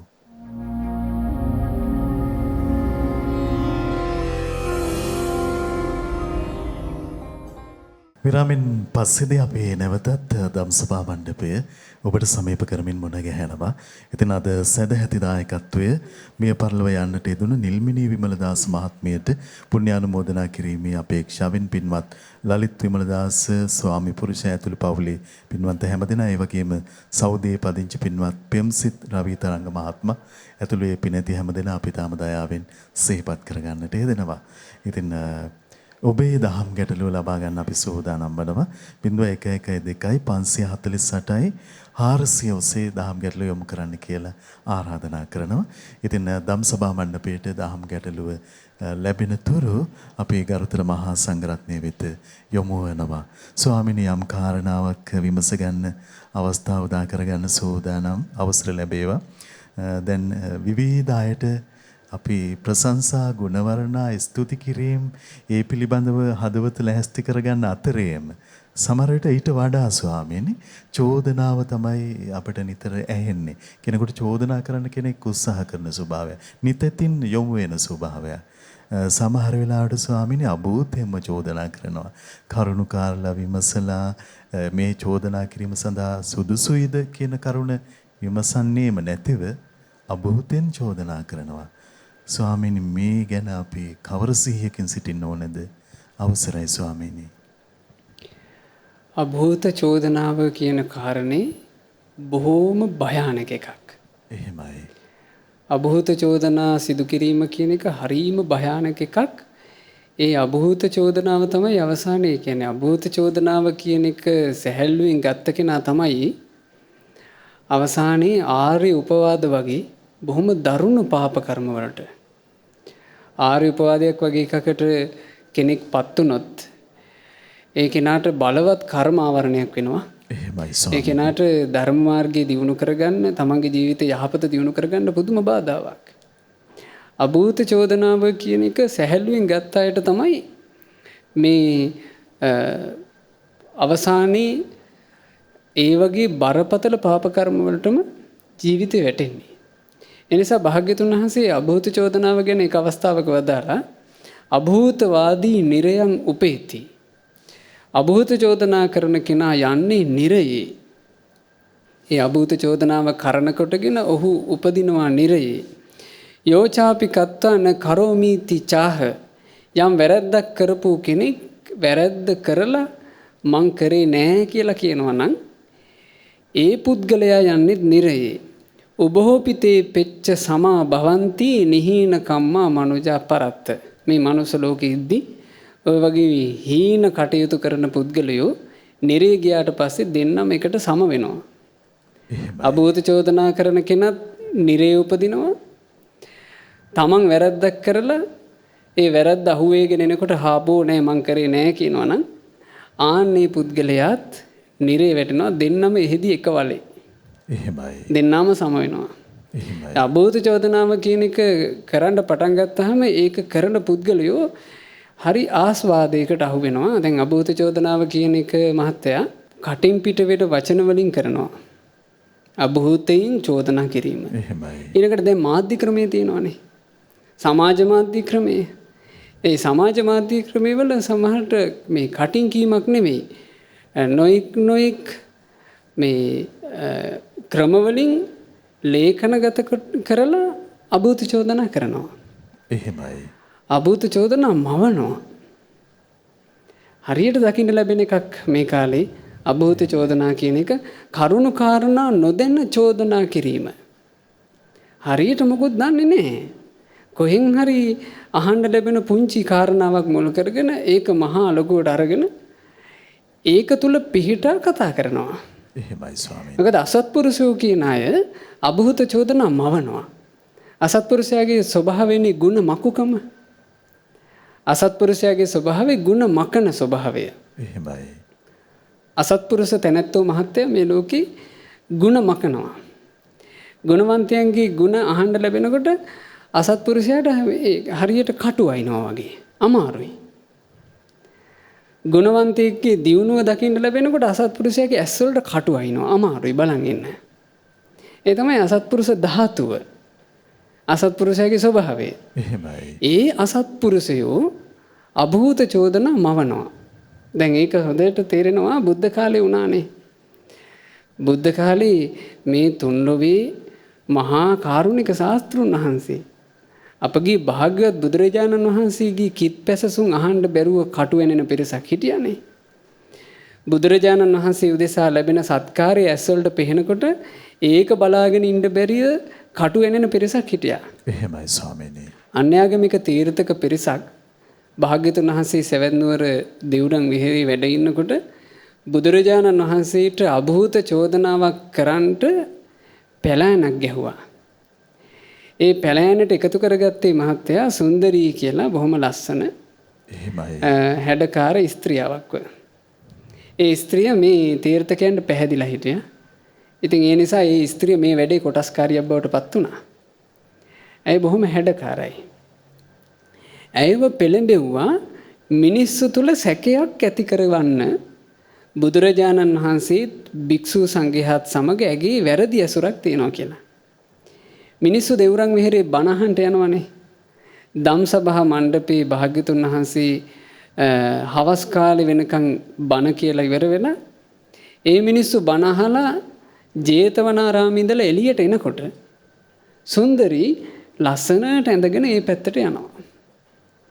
එතකොට මිනිස්සු අහනවා නැගණි මේ වෙලාවේ මේ ජේතවනාරාමේ පැත්තට මොකෝ දැන් බණ කියලා ඉවරයි නෝ. එහෙමයි ස්වාමීනි. එතකොට ඈ කියනවා අර තීර්ථකය තමයි ඉගන්වන්නේ. ඈ කියනවා නුඹලාට නොවේ බණ අහන්න ජේතවනාරාමයට යන්න වැඩ තියෙන්නේ. මම ජේතවනාරාමයට යන්නේ ඉතින් බණ අහන්න නෙමෙයි කියලා ගස්සගෙන යනවා. එතකොට මිනිස්සු තුල අනිසි සැක උපදිනවා. එහෙනම් මේ යන්නේ වැරදි වැඩයකට. එහෙමයි. එතකොට මිනිස්සු කරුණු කාරණා හරියට විමසීමකින් තොරව ඇතැම් එක ගිල්ලා. එතකොට බලන්න මේ අසත්පුරුෂයෝ කාණ්ඩයක් මේක කරන්නේ. අහිංසකයෝ ටිකක් තමයි අහුවෙන්නේ. එහෙමයි. අවසානයේ සුන්දරී සම්බන්ධයෙන් මිනිස්සුන්ගේ සැකේ බලවත් වුණාට පස්සේ දැන් මිනිස්සු ඇතෙන් දවස් වලට උදෑසනම වනහන්ට ජේතවනාරාමයට එනවා. එද්දි සුන්දරී ජේතවනාරාමේ පැත්තේ ඉඳලා එනවා මේ ඇඳුම් එහෙම පොඩි කරගෙන කොණ්ඩේ බාගෙට කඩාගෙන. එහෙමයි ස්වාමීනි. නිකන් නොහොබිනා ඇසුරක් කරලා එන කෙනෙක් විදිහට එනවා. එහෙමයි. ඉතින් මිනිස්සුන්ගේ සැක බලවත් වුණා. ඒ බලවත් වෙනකොට මේ තීර්ථකයෝ ටික කරේ සුන්දරීව හොර කණ්ඩායමක් ලව්වා මැරෙව්වා. මරවලා ජේතවනාරාමේම භාග්‍යතුන් වහන්සේට මිනිස්සු සුවඳ මල් අරගෙන ඇවිල්ලා ඒ මල් පූජා කරාට පස්සේ ඒ පරමල් බැහැර කරන තැනක් තිබුණා. ආන්න එතන මල් ගොඩේ සුන්දරීගේ මිනිහ හැංගුවා. හංගලා කොසල් රජුරවන්ට ගිහිල්ලා පැමිණිල්ලක් කළා රජතුමනි අපි අඳුරන කියන සුන්දරී කියලා නැගණි කෙනෙක් හිටියා. එයා දැන් පේන්ට් නැහැ. එයාට මක් වෙලාද දන්නේ. එහෙමයි. ඔන්න එතකොට රජුරුව අහනවා දැන් නුඹලාට කොහෙද සැක? කාවද සැක? එතකොට තීර්ථකයෝ කිව්වා අපිට සැක තියෙන්නේ මේ ශ්‍රමණ බහත් ගෞතමයෝත් ඒ ශ්‍රාවක පිරිසත් හමු වෙන්න මේ කාලෙක තිස්සේ ඇවිත් ගිහින් තියෙනවා. අපි නිසා ඒව සැකයි කිව්වා. රජුරුව එතකොට අවසරයක් රාජකීය අවසරයක් දුන්නා සවැත්නුවර ජේතවනාරාමේ පරීක්ෂා කරන්න. එහෙමයි. ඉතින් පරීක්ෂා කරනකොට නිකන් අහම්බෙන් අහුණා වගේ අර මල් ගොඩින් මිනිහ ගත්තා. එහෙමයි ස්වාමීනි. දැන් බලන්න අභූත චෝදනාවක් මෙව්වනේ. මෙතරම් දුෂ්ටකමක් ස්වාමීනි හිතක ඇති වෙන විදිහේ. අභූත චෝදනා මෙව්වා ඒ කාලේ මේ මහා කරුණික ශාස්ත්‍රුන් වහන්සේට එහෙම අභූත චෝදනා කරන්න කාණ්ඩයක් හිටියානේ. එහෙමයි. එතකොට බලන්න බොරුවක් සම්පූර්ණයෙන් මෙව්වා. ඒ බොරුව සමාජයේ ප්‍රචාරය කෙරෙව්වා. මේ මලකඳ යහනක තියාගෙන උස්සගෙන තීර්ථකයෝ පාරක් ගානේ ගියා කියනවා. උඹලා පොලිමේ ගිහිල්ලා බණ අහනවා මේ බලාපල්ලා වැඩ. උඹලා සාදු කියලා වඳිනවා මේ බලාපල්ලා වඳින ඒකුන්ගේ වැඩ. මෙහෙම කෑග ගහ ගියා. එහෙම මහා චෝදනාවක් නිර්මාණය කළා. එතකොට ඒ චෝදනාව කරුණ වශයෙන් විමසන්ට දක්ෂ නැති හැමෝම ඒක ගිල්ලා. එහෙමයි. ගිලලා ඒ අය ඒකේ කොටස්කාරයෝ බවට පත් වුණා. අපි මෙහෙම පිරිසකටද අපි දන් දුන්නේ. මෙහෙම පිරිසක් ළඟද අපි බණ අහන්න ගියේ. එහෙමයි. ඒ අයත් ඒකේ කොටස්කාරයෝ වුණා. ඒ අයට තිබුණා ඒ ගැන හරියට කරුණ විමසන්න. එහෙමයි. දැන් එහෙම තියෙනවා මහත්තයා. බුදුරජාණන් වහන්සේ නමකට ඇතැන් වැදගත් අන්‍යාගමිකයෝ පවා එනවා. ඒ අන්‍යාගමිකයන්ට වැරදි මත අහන්න ලැබෙනවා බුදුරජාණන් වහන්සේ ගැන. ඒ අන්‍යාගමිකයෝ භාග්‍යතුන් වහන්සේ ළඟ අහනවා ස්වාමීනි ඔබ වහන්සේ ගැන මෙහෙම වචනයක් මට අහන්න ලැබුණා. මං කැමති නෑ අභූත චෝදනා කරන්න. එහෙමයි ස්වාමීනි. ස්වාමීනි මේක ඇත්තක්ද බොරුවක්ද? අහනවා. එහෙමයි. අහලා පැහැදිලි කරගන්නවා. පැහැදිලි කරගෙන සත්‍ය දේ කියනවා. අන්න වැදගත්කම. අන්න රැකින මිනිස්සු. එහෙමයි. රැකෙන්නේ නැතුව නිකන් අර අහන්න ලැබෙන වචනයක් නිසා ඔලොමොට්ටල විදිහට ක්‍රියා කරපු හැම දිනම අරකි කොටස්කාරයෝ බවට පත් වුණා. දැන් අභූත චෝදනා කරන කෙනා චෝදනා මුඛයෙන් නිරේ යනකොට ඒකට ඈඳිච්ච හැම දිනාත් ඒ වලවල් වල තමයි. එහෙමයි. ඒකට යම් කෙනෙක් එක්කාසු වුණා නම් ඒ අයෝ සියලු දෙනාත් ඒ වලවල් වලමයි. ඒ නිසා මේක හරිය භයානකයි. අවසානයේ භාග්‍යතුන් වහන්සේ බුදුරජාන් වහන්සේව කම්පා කරවන්න බෑ. තාදී ගුණ ඇති අපේ ශාස්ත්‍රඥ වහන්සේව. අවසානයේ භාග්‍යතුන් වහන්සේට භික්ෂුන් ඇවිල්ලා කියනවා ස්වාමීනි පිණ්ඩපාතේ වඩින්න බෑ මිනිස්සු බයිනවා. බුදුරජාන් වහන්සේ ආන් මේ වෙලාවේ තමයි වදාළේ මහණෙනි බයිනකොට ඔබ මේ ගාථාව කියන්නේ අභූතවාදී නිරයන් උපේති. අභූත චෝදනා කරන කෙනාට උරුම වන්නේ නිරය. තමන් වැරදි කරලා ඒ වැරද්ද පිළිගන්නේ නැතිව ඉන්න අයටත් උරුම වෙන්නේ නිරය. ඒකුම් නිරේ ගියාට පස්සේ ඒ නිරයේදී එක වලේ පැහෙනවා. ඕක කියන්න කිව්වා. එහෙමයි. ඕක කියනකොට සතියකින් ඒ ප්‍රශ්නේ විසඳලා ගියා. ඒ ප්‍රශ්නේ විසඳුණා කියන්නේ කොසල් රජුරුවන්ගේ මේ රාජකීය මේ පිරිසට ඒ කියන්නේ රාජපුරුෂයන්ට ඔය ඔත්තු හොයන රාජපුරුෂයෝ ඉන්නවනේ. රාජපුරුෂයන්ට අහු වුණා මේ වැඩේ කරේ කවුද කියලා. අවසානයේ රජුරුවෝ නියමයක් කළා ඒ සුන්දරී ගැන බොරු කියපු තීර්ථකයන්ට පාරක් ගානේ ගිහිල්ලා ආයිමත් මිනිස්සුන්ට වැඳ කියන්න කියලා අපේ ශ්‍රමණ බවත් ගෞතමයෝ ගැන අපි බොරු කිව්වේ කියලා. එහෙම තමයි රජුරුවෝ එක විසඳුවේ. එහෙමයි. ඉතින් ඒ නිසා අභූත චෝදනා කියන ඒවා සම්බන්ධයෙන් පින්වතුනේ ගොඩාක් පරිස්සම් විය යුතුයි. මේ මනුස්ස ජීවිතයේ ආපු කෙටි කාලේ ඇස්සේ අභූත චෝදනා කරන්න ගිහිල්ලා. ගුණවතුන් ගැන චෝදනා කරන්න ගිහිල්ලා. දන්නේ නැති ඒවට කට ගහන්න ගිහිල්ලා. එහෙමයි. අවසානයේ මේ නොදන්න ඒවට කට ගහන්න ගියාට පස්සේ ඕක වුණා කෝකාලිකට. අවසරයි ස්වාමී. කෝකාලික භික්ෂුවට. එහෙමයි. කෝකාලික භික්ෂුව ඒ කාලේ සාරිපුත්ත මහා මොග්ගල්ලාන දෙනම වහන්සේලා ගැන හිත අපහදවාගෙන සාරිපුත්ත මොග්ගල්ලාන දෙනම වහන්සේ ගැන අගුණ කියන්න පටන් ගත්තනේ. බුදුරජාණන් වහන්සේ එතකොට මේක වැළැක්කුවා. එහෙමයි. භාග්‍යතුන් වහන්සේ වදාලා කෝකාලික ඕක කියන්න එපා. ඔබ නිකන් වෙනසෙන්න එපා. බුදුරජාණන් වහන්සේ කිව්වත් ඇහුවේ නෑනේ. අවසානයේ කෝකාලික බොහෝම දුකටපත් වෙලා පදුම කියන නිරේ උපන්නා. ඒ නිරේ උපන්නට පස්සේ මහත්තයා භික්ෂුන් ඇවිල්ලා භාග්‍යතුන් වහන්සේගෙන් විමසුවා ස්වාමීනි මේ කෝකාලිකයා මේ කට නිසා කරගත්ත විනාශය.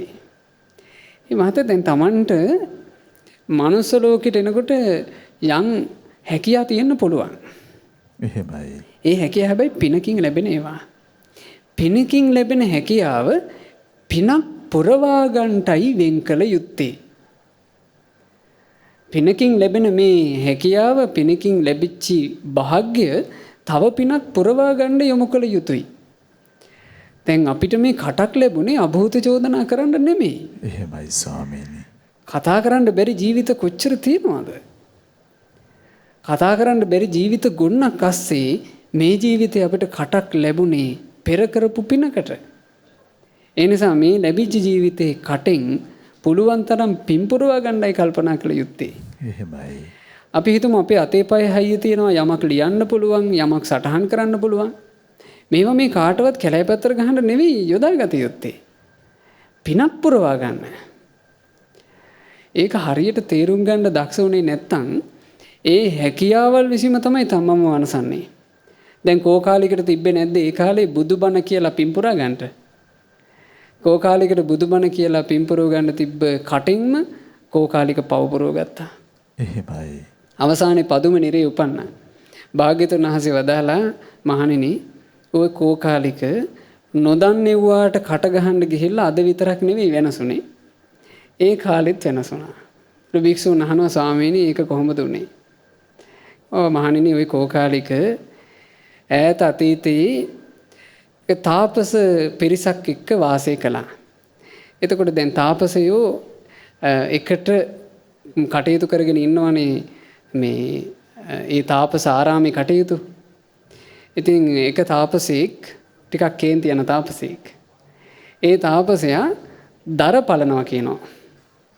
එක තැනකට වෙලා ඒ තාපසයා පාඩුවේ දර පලනවා අනිත් තාපසීන් වහන්සේලාට පහසුව පිණිස. මේ කෝකාලික ඒ කාලේ ඒ තාපසයා අර පාඩුවේ දර පලන තාපසයා ළඟට ගිහිල්ලා ඕන් නැති එකට කට ගහන්න පටන් ගත්තා. අර තාපසයා දර පලන්න හැත් වෙනකොට ওই දරලිය ඔතෙන්ට ගහලා හරියන්නේ නැහැ. මෙතෙන්ට ගහපන් කියනවා. එහෙමයි. මේ අනුන්ගේ එකට කට ගහන්න ගියා. එතකොට බලන්න මේ පුරුද්ද තමයි මේ ආවේ. එහෙමයි. එතකොට කට ගහන්න එනකොට දැන් දෙතුන් සැරේ අහගෙන හිටියා අර තාපසයා. ඔහු කේන්ති යන කෙනෙක්. ඔහුට එකපාර කේන්ති ගියා. ඔහු කේන්ති ගිහිල්ලා පොරව උස්සලා ගත්තා. දැන් උඹ එනවාද මට දර පලන්න ගන්නන්න කියලා. අර පොරවෙන් එකක් ගැහුවා. එතනම ඉවරයි. එතකොට මේ කට නිසා එහෙම තමන්ව වනසා ගන්නවා. ඒ කට නිසා වනසා ගන්න ගොන්නට තමයි අයිති මහත්තයා අභූත චෝදනාව. එහෙමයි. එස හරි පරිස්සම් වෙන්න ඕන එකක්. පින්වතුනි ඔබ ගොඩාක් පරිස්සම් වෙන්න. අසත්පුරුෂයෝ නිර්මාණය කරන අසත්පුරුෂයෝ මවන දේවල් වලට අහු වෙන්න එපා. කරුණ විමසලා බලලා කරුණ හොයලා බලලා යම් වචනයක් කතා කරනවා නම් වචනයක් කතා කරන්න. ඒකත් අනුන්ගේ කුණු හොයන්ට අනුන්ගේ මේ Tamanට අදාළ නැති අනුන්ගේ කුණු හොයන්ට අපේ ජීවිතය අපි කැප කළ යුතු නැහැ. එහෙමයි ස්වාමීනි. අපරාධයක. එහෙමයි. ඇත්තම දැන් මේ ඇතෙන් උගත්යයි කියාගන්න සමාජය තුළ යම් දැනුමකින් යුක්තයි කියාගන්න අයත් මහත්ය වර්තමානයේ පේනවා ගොඩාක් වෙලාවට ඔය අභූත චෝදනා ආදීන් මහා පව්පුරව ගන්නවා විශේෂයෙන් සංඝයාට. එහෙමයි. භික්ෂූන්ට අභූත චෝදනා කරලා. ගිහි පාර්ශවයේ විදිහට අපි මේ ලංකා භූමියේ ජන්මලාභය ලැබුව අය විදිහට සංගරුවන කෙරෙහි ගෞරවය කියලා කියන්නේ අපේ ජීවිතත් එක්ක බැඳිලා තිබිය යුතු දෙයක්. එහෙමයි. ඒක අපිට ආශිර්වාදයක්. එහෙමයි ස්වාමීනි. ඒ ආශිර්වාදී අපේ අතීත මුතුන් මිත්තෝ නම් ඒ ආශිර්වාද ලබා ගත්ත ඇත්තෙම. නමුත් වර්තමානයේ වෙනකොට මොකද්ද අභාග්‍යයක් නිසා අතීත වෙනකොට මහත්තයා අපේ සිංහල ජාතිය එක එක ලේවලින් කිලිටි වෙලා තිබ්බේ නෑනේ. එහෙමයි. අතීතයේ ඈත අතීත වෙනකොට එක එක ජාති වලිත් එක්ක කලවම් වෙලා මේ ලේ කිලිටි වෙලා තිබ්බේ නෑ. නමුත් දැන් එන්න කිලිටි වෙච්ච ලේ හින්දා අර සංගරුවන කෙරෙහි තියෙන ගෞරවය ආදිය ඒ කාලේ තිබ්බ විදිහට අපිට පේන්න නෑ. දැන් ඒ කාලේ එක සිදුවීමක් තියෙනවා අනුරාධපුරේ හිටියා මහලේ විදුරිදුනාවෝ කියලා අමාත්‍යවරයෙක්. බොහොම වැඩිහිටි කෙනෙක්. මේ අමාත්‍යවරයා හරියට තෙරුවන් ගැන ප්‍රසාදේ. හැමදාම සෑයයි බෝධියයි වන්දනා කරලා කියනවා මහත්තයා තමන්ගේ නිවසට යන්නේ. එහෙමයි. ඉතින් ඒකෙන්ම තේරෙනවනේ තෙරුවන් කෙරෙහි ප්‍රසාදය කියන එක. ඒ අනුරාධපුරයේම ඉඳගෙන නිතර සෑය බෝධිය වන්දනා කළා. ඒ වන්දනා කරලා ඒ වන්දනා කරනකොට ඒක හරි ලස්සනයි. ඒ සිදුවීමේ තියෙනවා මේක තියෙන්නේ ධර්ම ප්‍රදීපිකාවේ. එහෙමයි ස්වාමීනි. එහි තියෙනවා මහත්තයා මේ බෝධීන් වහන්සේව හැඳින්වුවේ මේ අමාත්‍යවරයා මේ මාගේ පුතණුවන් වහන්සේ. පුත්‍ර ස්නේහයෙන් බෝධිය පිදුවේ. එහෙමයි ස්වාමීනි. සෑරජානන් වහන්සේව පිදුවේ ඊට වඩා මහා ගෞරවයකින්. සෑරජානන් වහන්සේ ගැන කියලා තියෙන්නේ මේ මාගේ මුත්තණුවන් වහන්සේ. එහෙමයි. මහා ගෞරව බර ප්‍රේමයකින් ඒ කියන්නේ පවුලේම කෙනෙක් මේ මුල් කරගෙන ගෞරව දක්වනවා වගේ තමයි සෑය බෝධිය පිදුවේ. එහෙමයි. මේ බුදු සත්කාර කරමින් එතුමා දවසක් බෝධීන් වහන්සේ වැඳලා සෑය වඳින්නට යනවා. යද්දි පොඩි සද්දයක් ඇහුණා. ඒ සද්ද ඇහුනේ වැලි මළුවේ. මේ සද්ද නිසා මේ වෙලාවේ යන් චූටි අඳුරකුත් තිබුණා. එතුමා ඔළුව හරවලා බැලුවා. බලනකොට මේ පොතේ තියෙනවා මහත්තයා සිවුරු පොරවගත්ත ස්ත්‍රියකුත් සිවුරු පොරවගත්ත පුරුෂයෙකුත්. එහෙමයි ස්වාමීනි. සෑමළුවේ කොනකට වෙන්න අධර්මයේ යෙදෙනවා. අධර්මයේ යෙදෙනවා ස්ත්‍රී පුරුෂ විදිහට හැසිරෙනවා. එහෙමයි. එතකොට ඒක දැක්කහම දැන් මේ ඇත්තටම ඇස් දෙකින් දැක්කා මේ සිද්ධිය. දැක්ක ගමන් ඉක්මනට අහක බලාගත්තා. ඉක්මනට අහක බලා ගැනීම කියලා කියන්නේ අනුන්ගේ කුණු නොසෙවීම. එහෙමයි ස්වාමීනි. ඒ අනුන්ගේ කුණ නොසෙවීම කියලා කියන්නේ පරිණත මිනිස්සුන්ගේ ස්වභාවය. ඒක පරිණතකම. දැන් අපරිණතකම කියන එක මහත්ය ගත්තාම දැන් චූටි ළමයින්ට අසූචි ගොඩක් දකින්න ලැබුණොත් එහෙම පොඩි ළමයින්ට අසූචි ගොඩක් දකින්න ලැබුණොත් ඊටාම ලපටි නම් කරන්නේ ඒ අසූචි කියලා දන්නේ හැම තැනම ගා ගන්නවා. එහෙමයි. සාමාන්‍යයෙන් දුවල පයින් වයසේ ළමයින්ට අසූචි ගොඩක් දකින්න ලැබුණොත් අනිත් යාළුවොත් ගෙන්නලා අර චී අර බලන්න කියලා පෙන්නනවා. අපි දැකලා තියෙනවනේ මේවා. ලපටිකම, නොමේරුකම, මෝරලා නැතිකම.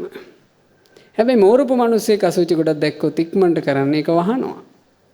ඒක යලි කෙනෙකුට නොදකින්න ඉවත් කරනවා. අපිට මේ සමාජ මාධ්‍ය ආදී බලනකොට නම් පේනවා මෝරපු නැති ලපටි ජීවිත. එහෙමයි ස්වාමී. හරියට අර අසුචි හැම පොලේම ගා ගන්නවා වගේ. එහෙමයි. මොකක් හරි එකක් අහුවෙච්ච ගමන් ඒක හැම තැනම පතුරව ගන්නවා. අනුකම්පාවක් උපදිනවා හප්පේ තියෙන ලපටිකම කියලා. ඒ ලපටි භාවයනේ නොමේරු භාවය. හැබැයි මේ නොමේරු භාවය කියලා කතන්දරයක් නෑ පව් පිරෙනකොට. ගින්දර ලපටි දරුවෙක් ඇල්ලුවා කියලා නෑනේ. ගින්දර ඇල්ලුවොත් අත පිච්චෙනවා. ඒ වගේ පාපය කියන එක අපි මේ නිකන් සැහැල්ලුවට අරගෙන කරා කියලා කතාවක් නේ මහත්තයා. එහෙමයි ස්වාමීනි. අභූත චෝදනාව කියන එකට මැදි වුණොත් ඒකේ විපාක දරුණුයි. ඒකේ විපාක අතිශයින්ම දරුණුයි. ඒ හින්දා මේ දැන් අර සිදුවීම මං කියපු සිද්ධිය අර මහලේ විදුරිදුනාවෝ කියන ඒ අමාත්‍යවරයා ඉක්මනට අහක බලාගත්තා. එහෙමයි. අහක බලාගෙන හිතුවා මේ උතුම් සංගරුවනේ මා සංඝං සරණං ගච්ඡාමි කියා සරණ ගියපු සංගරුවනේ දොස් දකින්න මම මොකෙද්ද? මේ ඇස් දෙකක් තියෙන හින්දානේ මේ එක එකව පේන්නේ. මේ ඇස් දෙක මට ඕනේ. මට සරණ වටිනවා. එහෙමයි. එතනින්ම මහත්තයා වැලි දෝතක් ගත්ත කියන අතට ඇස් දෙක ඇරලා ඇස් දෙකට ගහගෙන ඇස් දෙක පොඩි කරගත්තා. අද කාලේ මේ උගත්කම් වලින් ඉදිමිච්චි මාන්නකාර මිනිස්සු නම් කියයි කරගත්තේ මහා මෝඩ වැඩක් කියලා. එහෙමයි. නමුත් එතුමා රැකගත යුතු දේ රැකගත්තා. රැකගත යුත්තේ කවදා හරි නොපෙනී යන මේ ඇස් දෙක නොවේ. රැකගත යුත්තේ සරණයි. ජීවිතයට ඉතා කලාතුරකින් මුණ ගැහෙන බුද්ධ රත්නේ, ධර්ම රත්නේ, සංඝ රත්නේ කියන තෙරුවන් සරණයි දිවිහිමියෙන් රැකගත යුත්තේ. එහෙමයි ස්වාමීනි. ඒක ඒ කාලේ අපේ මුතුන් මිත්තෝ දැනගෙන හිටියා. ඒ වටිනාකම මැණිකේ වටිනාකම මුතුන් මිත්තෝ දැනගෙන හිටියා. දැන් ඇයෝ නොදන්නා වුණාට. එතකොට මේ අමාත්‍යවරයා ඇස් දෙක පොඩි කරගෙන එතනම වාඩි වෙලා ඉන්නවා. දරුවෝ හොයාගෙන එනවා. දරුවෝ හොයාගෙන ඇවිල්ලා නිවසට එක්කන් ගියා. බොහොම දුකටපත් වෙලා අඬලා දොඩ දැන් අන්ධෙක්. මෙතුමා එදා හවස් කාලේ ඇස් දෙකට බෙහෙත් කරගෙන යහනේ සැතපීලා ඉන්නකොට මේ අමාත්‍යවරයෙක්නේ ඇඳට ඉහළින් තිබුණා කියනවා මහත්තයා ඡත්‍රයක්. එහෙමයි. මේ ඡත්‍රයේ අධිග්‍රහිතව ඉඳලා තියෙනවා යක්ෂයෙක්. මේ යක්ෂයා කතා කරන්න පටන් ගත්තා. ඒ යක්ෂයා කතා කරේ හිතේ අමාරුවට. එහෙමයි. යක්ෂයා කිව්වා ඒකුන් කරගත්ත පව් ඒකුන්ට. ඔබ වහන්සේ මොකට මේ S2 මේ අන්ධ කරගත්තද? එතකොට මේ අමාත්‍යවරයා අහනවා දැන් ඔබට කවුද ඒක කිව්වේ? එතකොට යක්ෂයා කිව්වා නෑ ඉතින් මම යකෙක්නේ මං දැක්ක කිව්වා. අමාත්‍යවරයා කියනවා එහෙනම් ඔබට අදින් පස්සේ මාත් එක්ක ඉන්න බෑ. මේ අසුචිය මං තව තැනක පැතිරෙව්වේ නෑ. උඹ දැන් ඒක දන්නවා. උඹ දන්න නිසා උඹට ආයේ මගෙත් එක්ක විසුමක් නැහැ කිව්වා. ප්‍රතික්ෂේප කළා.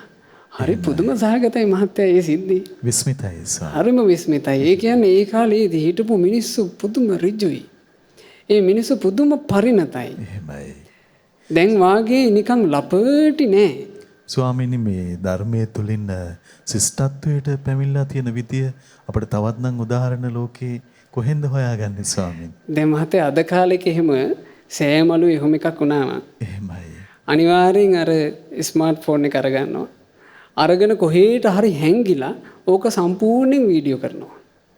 වීඩියෝ කරලා මේ බලා ගනිල්ලා කියලා මේක හැමතැනම දානවනේ. ලපටි.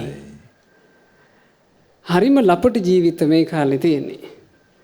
ඉතින් අඩු ගානේ අපිට මේ දහම් පොත් කියවන එකකින් වාසනාවක් පරිණත ජීවිත ගැන අහන්න හරි ලැබෙනවා. අවසානයේ එතුමාගේ ගුණරාමය හැම පැත්තෙම පැතිරලා ගියානේ. එහෙමයි. අර යක්ෂයා හැම තැනම කියන්න පටන් ගත්තා. බෝමාටු දෙවිවරු අතින් ගිහින් කිව්වා මෙන්න මෙහෙම අමාත්‍යවරයෙක් ඉන්නවා මහලේ විදුරිදුනා වූ. සරණ වෙනුවෙන් ඇස් දෙක නසාගත්ත. බෝමාටු දෙවිවරු ඉහළ දෙවිවරුන්ට කිව්වා මේක මේ ඔහොම කටින් කට ගිහිල්ලා මහත්තයා අකනිටා බ්‍රහ්ම ලෝකේත් මේක රැවුදුන්නා. එහෙමයි. එහෙනම් මේ සිංහල ජාතියේ අපේ මුතුන් මිත්තන්ගේ ගුණ රාව අකනිටාවෙත් රැවුදුන්නා ඒ කාලේ. ගුණවන්තයෝ හිටපු නිසා. අභූත චෝදනා ආදී ලාම කෙව්වාගේ පටලැවෙන්නේ නැති අය හිටපු නිසා. එතකොට එතුමා වෙනුවෙන් පැහැදිච්චි නාගරාජයේ කඩුපුල් මලක් එවනවා. නාග කඩුපුල් මලක්. එහෙමයි. ওই නාග කඩුපුල් මල මහත්තයා අරගෙන ගිහිල්ලා පූජා කරන්නට සැරසුණා අපේ ඒ අමාත්‍යවරයා. පුතණුවන් වහන්සේට එහෙම නැත්නම් බෝධීන් වහන්සේට පූජා කරන්නට ලැහැත් වෙනකොට ඇඬුණා. අනේ මගේ ඇස් දෙක තිබ්බා නම් මගේ දැස පෙනුණා නම් මට මගේ පුතණුවන් වහන්සේ අභියස මේ මල තියෙන විදිහ දකින්න තිබ්බනේ. එහෙම හිතුණා. එහෙමයි. ඒ හිතලා ඇඬෙන නිමේෂයේ ඒ කඳුලම ඖෂධයක් බවට පත් වුණා. ඇස් දෙක පේන්න ගත්තා. ශ්‍රද්ධාවෙන් ආපු කඳුල බෙහෙතක් බවට පත් වුණා. ඇස් දෙක පේන්න ගත්තා. ඒ ඇස් දෙක පෙනීම අසාමාන්‍ය වුණා. සාමාන්‍ය යොදුනක් පේනවා කියනවා. එදා ශ්‍රද්ධාහිතින් මහත්තයා යම් කඩුපුල් මලක් පූජා කළාද ඒ කඩුපුල් මල අවුරුදු 100 ගාණක් පරනොවි බෝධීන් වහන්සේ අභියස තිබුණා. මේකත් වැදගත්. ඒ මහා ශ්‍රද්ධාවෙන් ඒ පිදු කඩුපුල් මල පරනොවි තිබුණා. හැබැයි ඒ පරපුරේම ඒ මහලේ විදුරිදුනාව අමාත්‍යවරයාගේ පරපුරේම එක් බීමත් පුත්‍රයෙක් අවුරුදු 100 ගානකට පස්සේ ඇවිල්ලා අර කඩුපුල් මල අතින් ඇල්ලුවා කියනවා. ඇල්ලූ සැනින් කඩුපුල් මලේ පෙති හැලී ගියා. එහෙනම් පරපුරේම හීන පුරුෂයෝ තමයි උතුම් දේ නසන්නේ. අර මල පරනොවි තිබුණා. ඒ පරපුරේම හීනෙක් නිසා ඒ මල පරවි ගියා. ඒ නිසා පින්වතුන්ලා මේ කියපු කාරණා අපි කිව්වේ ඔබේ ජීවිතේ පෞද්ගලිකව රැකගන්න. මේ අභූත චෝදනා කියන එක බොහොම භයානකයි. ඒ භයානක දෙයට ඔබ කොටස්කාරයෝ වෙන්න එපා. ජීවිතේ රැකගන්නට මේ ලැබිච්ච දුර්ලභ මනුස්ස ජීවිතේ කොයි මොහොතක අහිමි වෙලා යයිද දන්නේ. ඒ අහිමි වෙන්න පෙර සරණ රැකගෙන තමන්ගේ ජීවිතේ පිරිසිදුව ගත කරන්න. මේ අසත්පුරුෂයෝ මවන අద్භූත චෝදනා ආදියට අහු වෙලා නිකන් තමන්ගේ ගුණ වනසා ගන්න එපා. එහෙමයි. ස්වාමීනි අපිට අවසර ලැබේවා. අපි විරාමයක් ලබා ගන්න ඕනේ. අපිට අවසරයි. ඉතින් අපේ හතීත මුතුන් මෙත්තන් මොනතරමින් තුනුරුවනේ දායාදය ජීවිත පරිත්‍යාගයෙන් රැකගත්තාද කියන කරුණ ආවර්ජනා වුණා. ඉතින් සිහිනුවනම පෙරට ගන්න කියන අවවාදය අපේ පින්වත් ස්වාමින් වහන්සේ සිදු කළ අපි නැවතත් ඔබට සිහිපත් කරගන්නවා. ඉතින් එහෙමනම් අපි දැන් විරාමයට සූදානම් වෙනවා. ඔබේ දහම් ගැටලු දැන් යොමු කරගන්න අවස්ථාව උදා කරගන්න විරාමෙන් පස්සේ 0112 548යි 400 ඔස්සේ ඔබේ දහම් ගැටලු අපිට ලබා ගන්න පුළුවන්. දැන් විරාමය.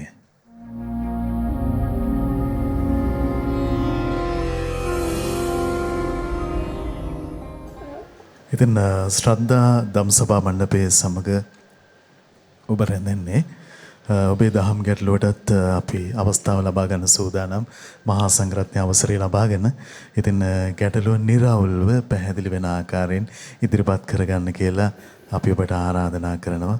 අපේ පින්වත් ස්වාමීන් වහන්සේ අපට අවසරයිද මේ මොහොතේ ගැටලු ලබා ගන්න? අවසර ලැබෙනවා. එහෙමනම් අපි දුරකථනයට යොමු වෙනවා.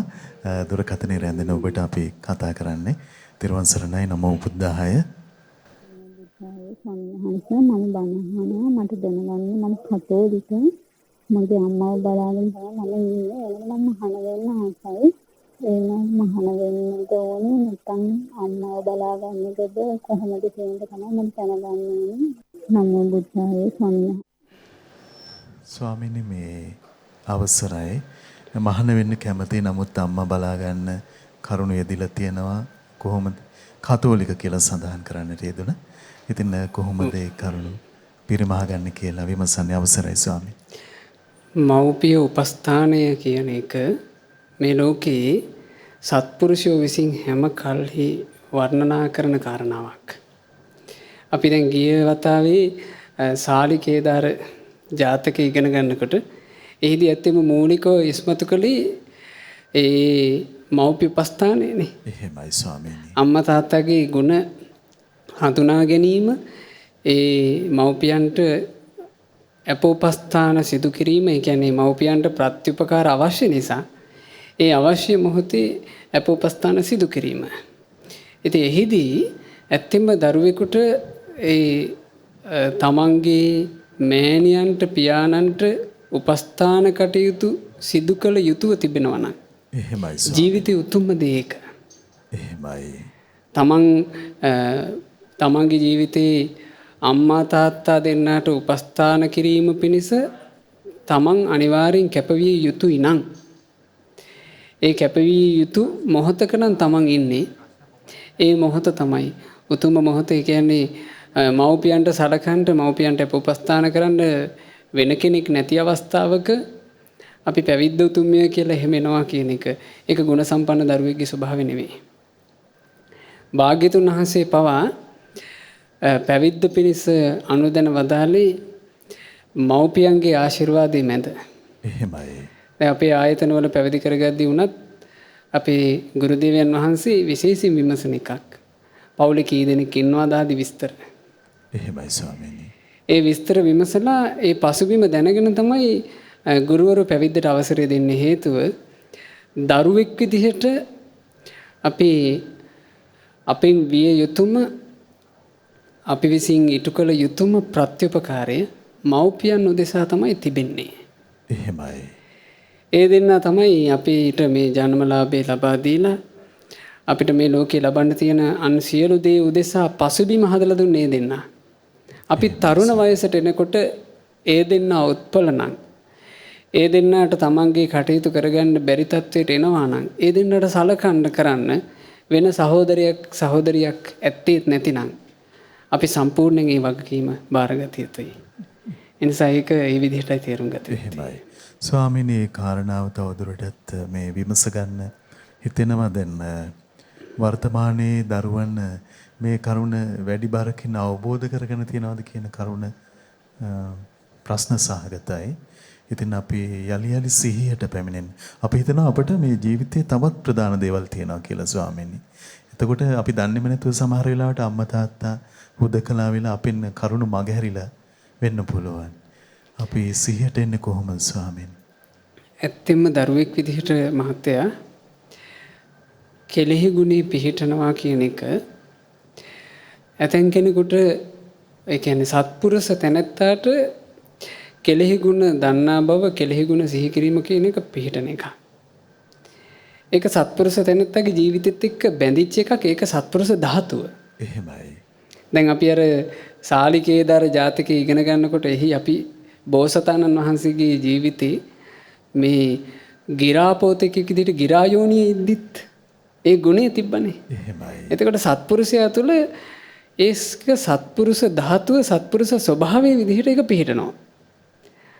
අනිත් කෙනාට ඒක ලැබෙන්නේ කෙලෙහි ගුණ දන්නා බව, කෙලෙහි ගුණ සිහි කිරීම කියන එකට එන්න පුළුවන් ඒ බඳු සත්පුරුෂයා ඇසුරු කිරීමෙන්.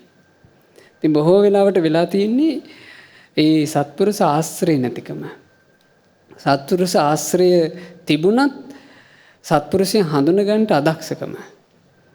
ඒ හින්දා අර තමන්ගේ ජීවිතේ කෙලෙහි ගුණ සිහි කරනවා වගේ උදාර ගුණධම් වලට තමන්ගේ ජීවිතේ යොමු කරගන්නට බොහෝ දෙනෙක් අදක්ෂ වෙලා තියෙනවා. ඒ නිසාම සමාජයේ බොහෝ සෝචනීය තත්ත්ව අපිට දකින්න ලැබෙනවා.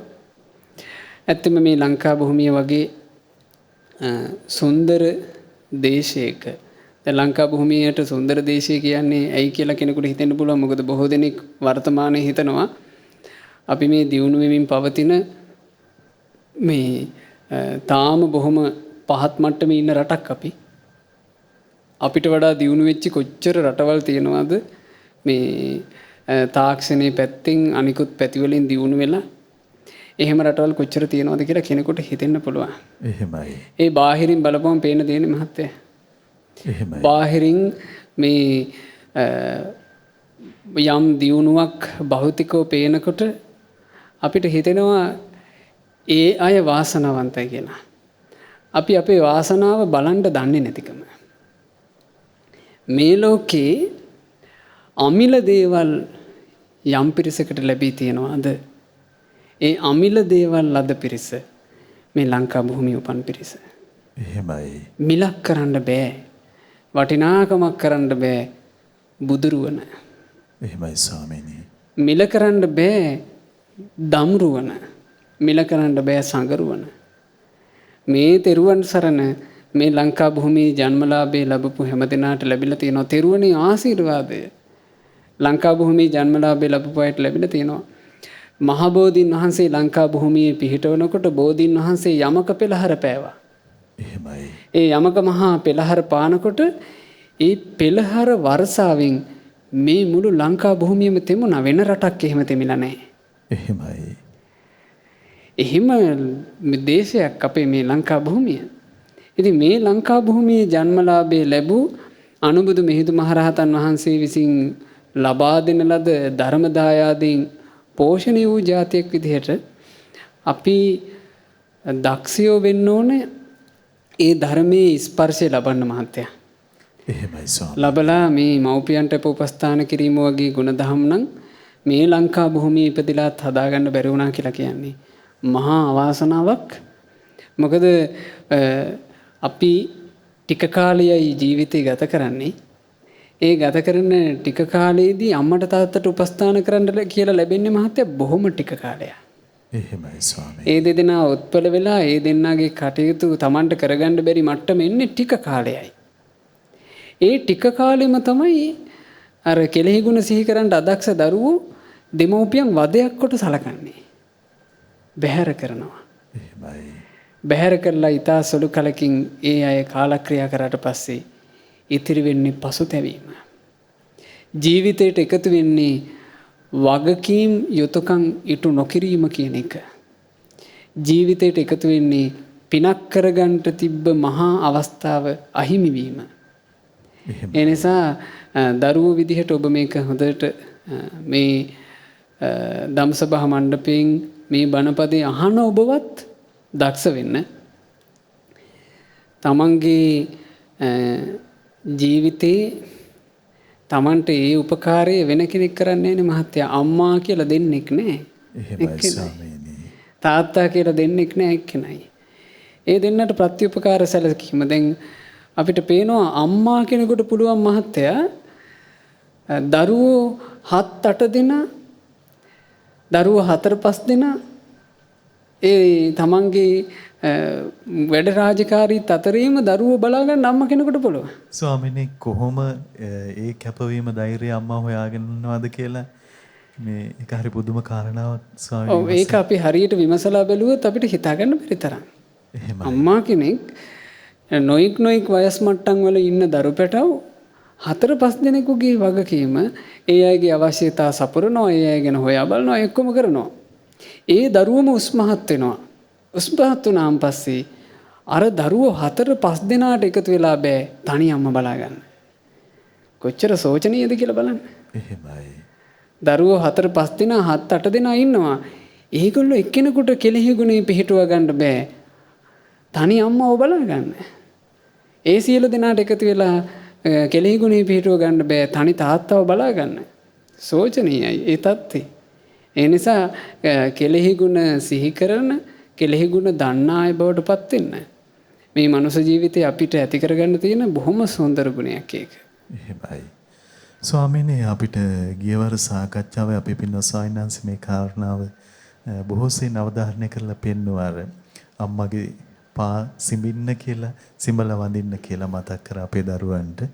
ඉතින් ස්වාමීනි මේ මොහොතේත් ඒ කරුණ මතක් වෙනවා.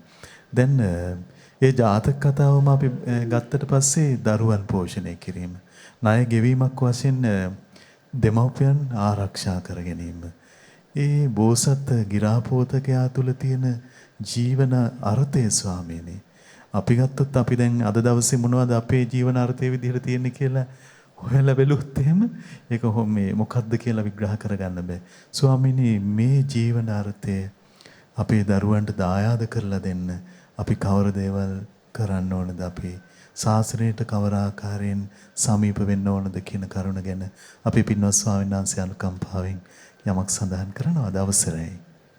ඇත්තටම මහත්තයා ජීවිතය කියන එකේ යහපත උදාවීම ගැන කතා කරද්දී භාග්‍යවත් බුදුරජාණන් වහන්සේ එය මෙහෙම වදාලා. බුදුරජාණන් වහන්සේ දේශනා කළා න භජේ පාපකේ මිත්තේ පවිටෝ ඇසුරු කරන්න එපා. න භජේ පුරිසාධමේ අධමයෝ ඇසුරු කරන්න එපා. භජේත මිත්තේ කල්යාණේ කල්යාණ මිත්‍රයෝ ඇසුරු කරන්නට භජේත පුරිසුත්තමේ උතුම් පුරුෂය ඇසුරු කරන්නට. මුළු ජීවිත අර්ථයම මෙතන තියෙනවා. එහෙමයි ස්වාමීනි. ජීවිතයට යහපත සලසා ගැනීම ගැන සියල්ල මෙතන තියෙනවා. ඇසුරු කරන්නට කිව්වා සත්පුරුෂයෝ කල්යාණ මිත්‍රයෝ. ඇසුරට ලං කරගන්න එපා කිව්වා පවිටෝ අධමයෝ. එතනම අපේ ජීවිතාර්ථය සලසා ගැනීම කියන එක භාග්‍යතුන් වහන්සේ සංක්ෂේපයෙන් වදාරලා ඉවරයි.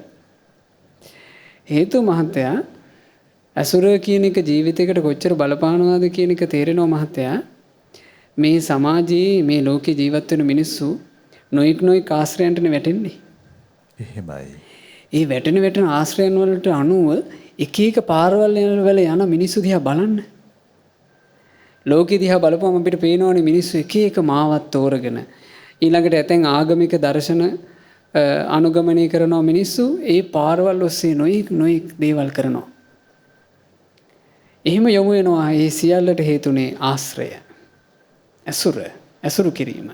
එහෙමයි. මේ කලාතුරකින් කෙනෙකුට සත්පුරුෂයෙක් ඇසුරු කරන්න ලැබෙද්දී ඒ ජීවිතේ සම්පූර්ණයෙන්ම අනිත් පැත්තට නැමෙන හැටි බලන්න.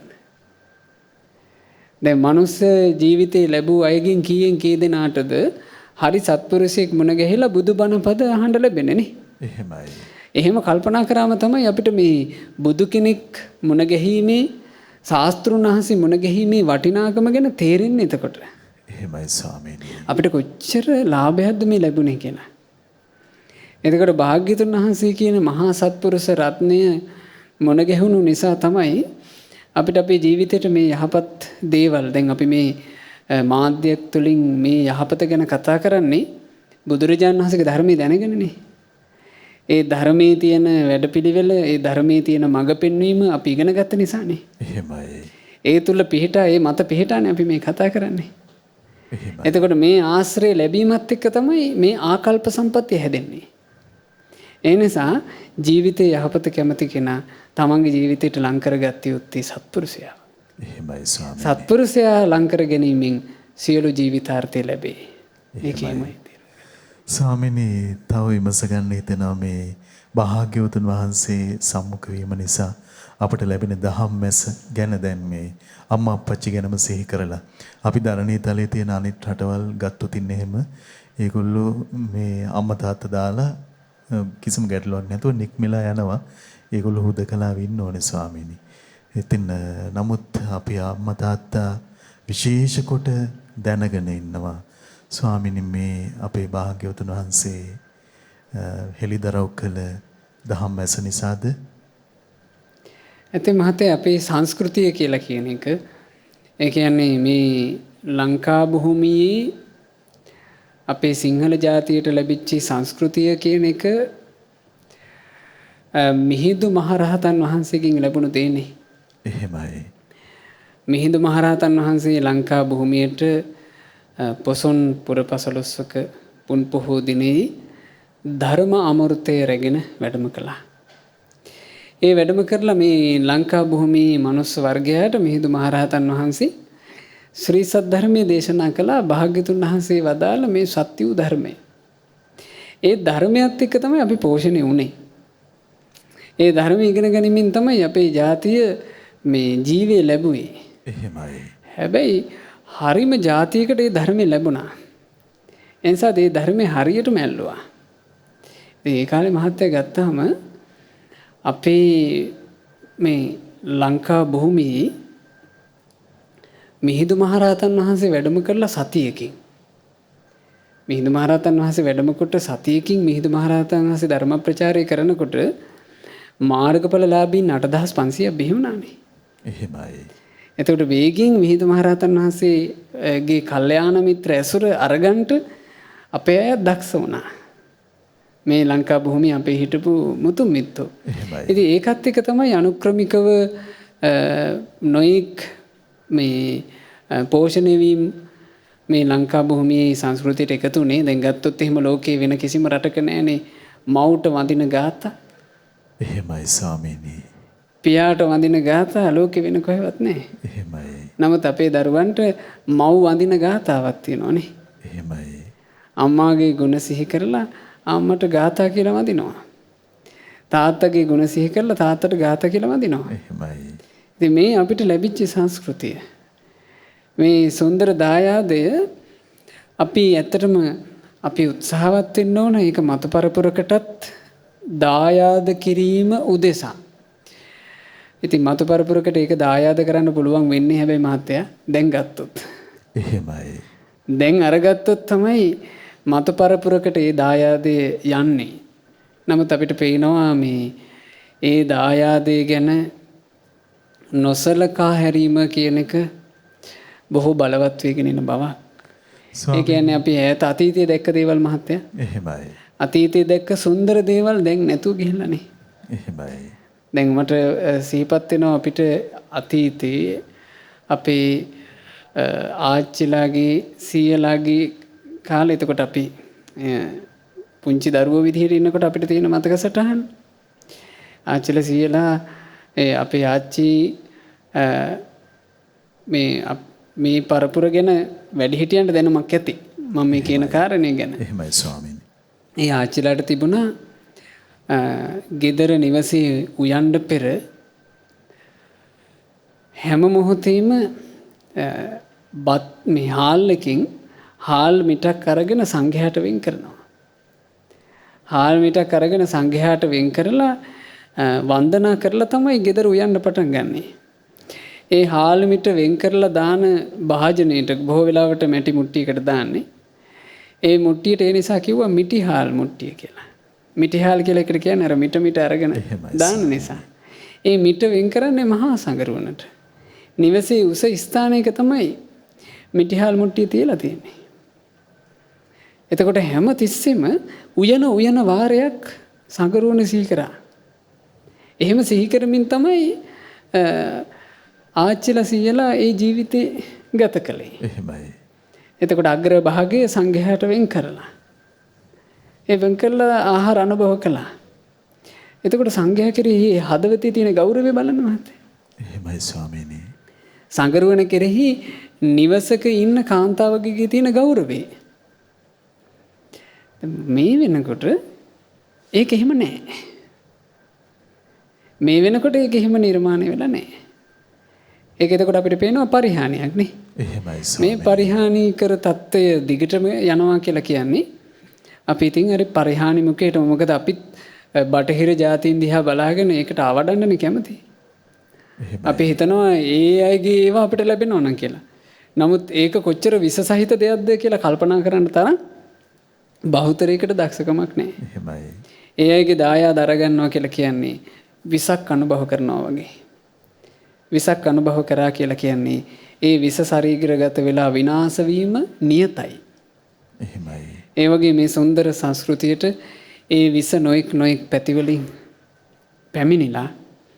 ඉතින් මේ බණපද අහන මේ පරපුරවත් යම් අයුරකින් රැකුණොත් මේ පරපුරෙන් අඩු ගානේ තව එක පරපුරකට මේ ධර්මයේ දායාද වෙයි. ධර්මයේ දායාද වීමමයි මහත්තයා ගුණධර්ම ආරක්ෂා වෙන්න හේතු වෙන්නේ. එහෙමයි. ස්වාමීනි ඔබ වහන්සේට උතුම් පුණ්‍ය අනුමෝදනා සිදු වේවා. දහම් සාකච්ඡා පිණිස අද කාලය නිමා වෙනවා ස්වාමීනි.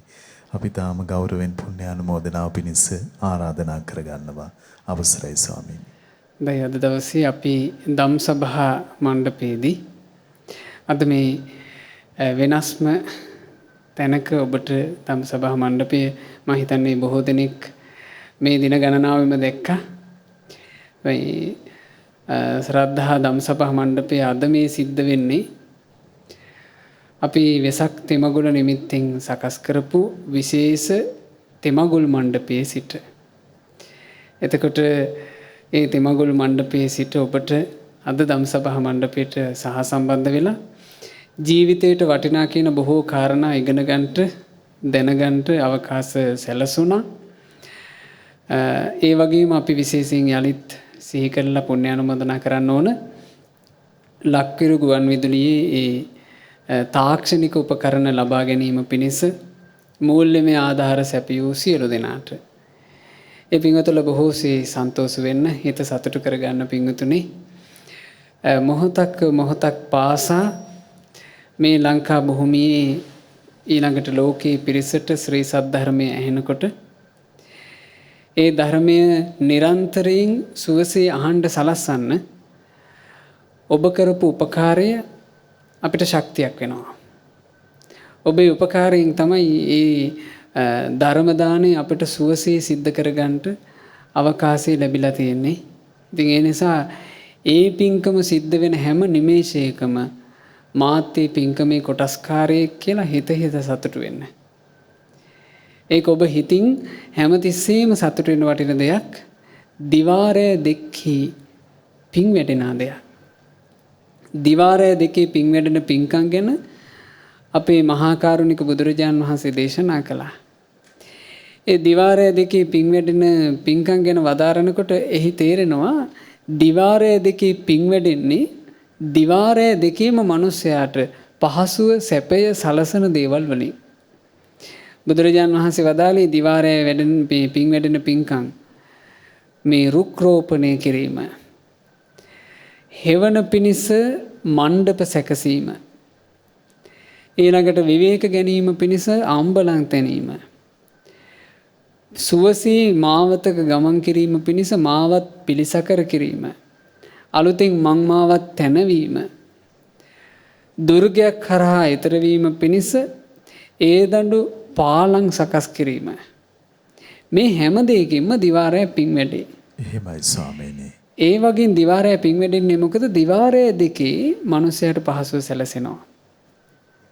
ඔබ මේ ලක්විරු ගුවන් විදුලියේ මේ උපකරණ සඳහා දායක වෙනකොට පින්වතුනි ඔබ සතුටු වෙන්න. ලක්විරු ගුවන් විදුලියෙන් ශ්‍රද්ධා රූපවාහිනියෙන් දිවාරය දෙකේ අමෘතය බෙදනවා. අමෘත දාණය දෙනවා ලක්විරු ගුවන් විදුලියෙන් ඊළඟට ශ්‍රද්ධා රූපවාහිනියෙන්. ඒ අමෘත දාණය ලබා දීම පිණිස මේ තාක්ෂණික උපකරණ ඔක්කොම අපට උපකාරී වෙනවා. ඒ තාක්ෂණික උපකරණ යොදාගෙන අමෘත දාණය දෙන හැම මොහොතකම ඔබේ ජීවිතයට අඛණ්ඩව පිම්පිරෙනවා. ඒ නිසා සතුටු වෙන්න හැමදෙනාම ඒ හැමදෙනාටත් අපි පිම්පිත් අනුමෝදනා කරනවා. මෙසේ ඒ පින්වතුන්ලා රැස් කළා වූ සියලු පුණ්‍ය ධර්මයන්ුත් අද ධම් සභා මණ්ඩපයෙන් අප රැස් කළා වූ සියලු පුණ්‍ය ධර්මයන්ුත් අපි පළමුවෙන් අනුමෝදන් කරමු. සියලු දෙවිවරුන්ට සග්දෙවිඳුන් සතරවරන් දෙවිවරුන් ප්‍රධාන සියලු දෙවියෝ සතුටු සිත් උපදවාගෙන මේ පින් අනුමෝදන් වෙත්වා. පින් අනුමෝදන් වන දෙවියෝ දිව්‍ය සැපයෙන් වැඩෙත්වා, දිව්‍ය ආශ්චර්යයෙන් වැඩෙත්වා. ඒ සියලු දෙවිවරු අප හැම දෙනාට දෙවියන්ගේ සියලු ආරක්ෂාව ආශිර්වාදයේ සලසා දෙත්වා. ශ්‍රද්ධා සීල සුත ත්‍යාග ප්‍රඥා යන උතුම් සීක බල ධර්මයන් දියුණු කරගෙන දෙවියන්ටත් චතුරාර්ය සත්‍ය ධර්මය අවබෝධ කරන්ට වාසනාව ලැබෙත්වා. සාදු සාදු සාදු. රැස් කළා වූ සියලු පුණ්‍ය ධර්මයන් අපගේ ගුරු දේවෝත්තම කල්යාණ මිත්‍ර පරම පූජනීය පින්වත් ලොකු ස්වාමින් වහන්සේට අනුමෝදන් වෙත්වා. පින්වත් ලොකු ස්වාමින් වහන්සේ නිදුක්ව නිරෝගීව දීර්ඝායුෂ ලබත්වා. මේ ගෞතම සාසනය තුල උතුම් චතුරාර්ය සත්‍ය ධර්මය පරිපූර්ණ වශයෙන්ම අවබෝධ කරගන්නට වාසනාව ලැබෙත්වා. සාදු සාදු සාදු. රැස් කරගන්ට යෙදුනා වූ සියලුම පුණ්‍ය ධර්මයන් අපි අනුමෝදන් කරමු. අද දවසේ මේ ශ්‍රද්ධහා ධම්සභා මණ්ඩපයේ මේ සජීව විකාශය සඳහා දායකත්වයෙන් දරනු ලබන්නේ සෞදියේ පදිංචි පින්වත් පෙම්සිත් රවි තරංග මහත්මයා සහ තමන්ගේ මිය පරලෝකීය නිල්මිනී විමලදාස මහත්මියට පින්පෙත් අනුමෝදනා කරන අදහසින් ලලිත් විමලදාස ස්වාමි පුරුෂය ඇතුළු ඒ පවුලේ හැම දෙනා විසින් ඉතින් රැස් වුණා වූ සියලු පුණ්‍ය ධර්මයෝ මිය පරලෝ යන්ට යෙදුණු පින්වත් නිල්මිනී දමයන්ති විමලදාස මහත්මියට බොරලැස්කම වැවපාරේ අංක 448 නිවසේ පදිංචිව සිට වයස අවුරුදු 56 දී මැයි මාසේ 22 වන දින එනම් මීට දින 7කට පෙර හදිසියෙම මිය පරලෝ යන්ට යෙදුණා වූ පින්වත් නිල්මිනී දමයන්ති විමලදාස මහත්මියට මේ සියලු පුණ්‍ය ධර්මයෝ අනුමෝදන් වෙත්වා අනුමෝදන් වෙත්වා අනුමෝදන් වෙත්වා. මිය පරලෝකීය වන්‍යාරච්චිගේ සිරිසේන පියාණන්ට, මාටින් පෙරේරා සීයාට, රෝසින් නෝනා ආච්චීට, චාලට් නෝනා ආච්චීට මේ සියලු පින් අනුමෝදන් වෙත්වා. ඒ මියගිය සියලු දෙනාගේ පරලෝ ජීවිත අපගේ පුණ්‍යානුමෝදනාවෙන් සැපයටපත් වෙත්වා. මේ දුක්ඛිත වූ සංසාර ගමනෙන් අපගේ ඥාතීන් ඊතා ඉක්මනින්ම නිදහස් වෙත්වා කියන අදහසින් ඥාතීන්ට පින් අනුමෝදනා සිදු කරන්න. රැස් කළා වූ සියලු පුණ්‍ය ධර්මයෝ සුජීවත්ව සිටින හෙට්ටි ආච්චිගේ සේනාරත්න, ගුණසිංහ ආරච්චිගේ කුසුමලතා, විජේලතා ආරච්චිගේ චණ්ඩදලතා යන ඒ සියලු දෙනාට පින් අනුමෝදන් වෙලා නිදුක් නිරෝග සුව සැලසේවා, දීර්ඝායුෂ සම්පatti සැලසේවා. ලලිත් විමලදාස මහත්මයාටත් පවුලේ සියලු දෙනාටත් මේ සියලු පුණ්‍ය ධර්මයේ අනුමෝදන්ව නිදුක් නිරෝග සුව දීර්ඝායුෂ සැලසේවා. අද දායකත්වය එකතු කරන සෞදියේ පදිංචි පින්වත් පෙම්සිත් රවි තරංග මහත්මයාට ඒ පවුලේ හැම දෙනාට මේ සියලු පුණ්‍ය ධර්මයන් අනුමෝදන් වෙත්වා. ඒ ධර්ම දානයේ සිදු කරන පින්වතුන් සියලු දෙනාට ගෞතම සාසනයේ චතුරාර්ය සත්‍ය ධර්මය අවබෝධ කරන්ට වාසනාව ලැබෙත්වා. රැස් කළා වූ සියලුම පුණ්‍ය ධර්මයෝ ශ්‍රද්ධා මාසික ධර්ම දාන සමාජික පින්වතුන්ලාට අනුමෝදන් වෙත්වා. ශ්‍රද්ධා රූපවාහිනිය ලක්විරු ගුවන් විදුලියේ නිරන්තරයෙන් සිදු කෙරෙන මේ පින් කටයුතු වලට නොඑක ආකාරයෙන් උපකාර කරන දායක වෙන පින්වත් හැම දෙනාටත් මේ සියලු පින් අනුමෝදන් වෙත්වා.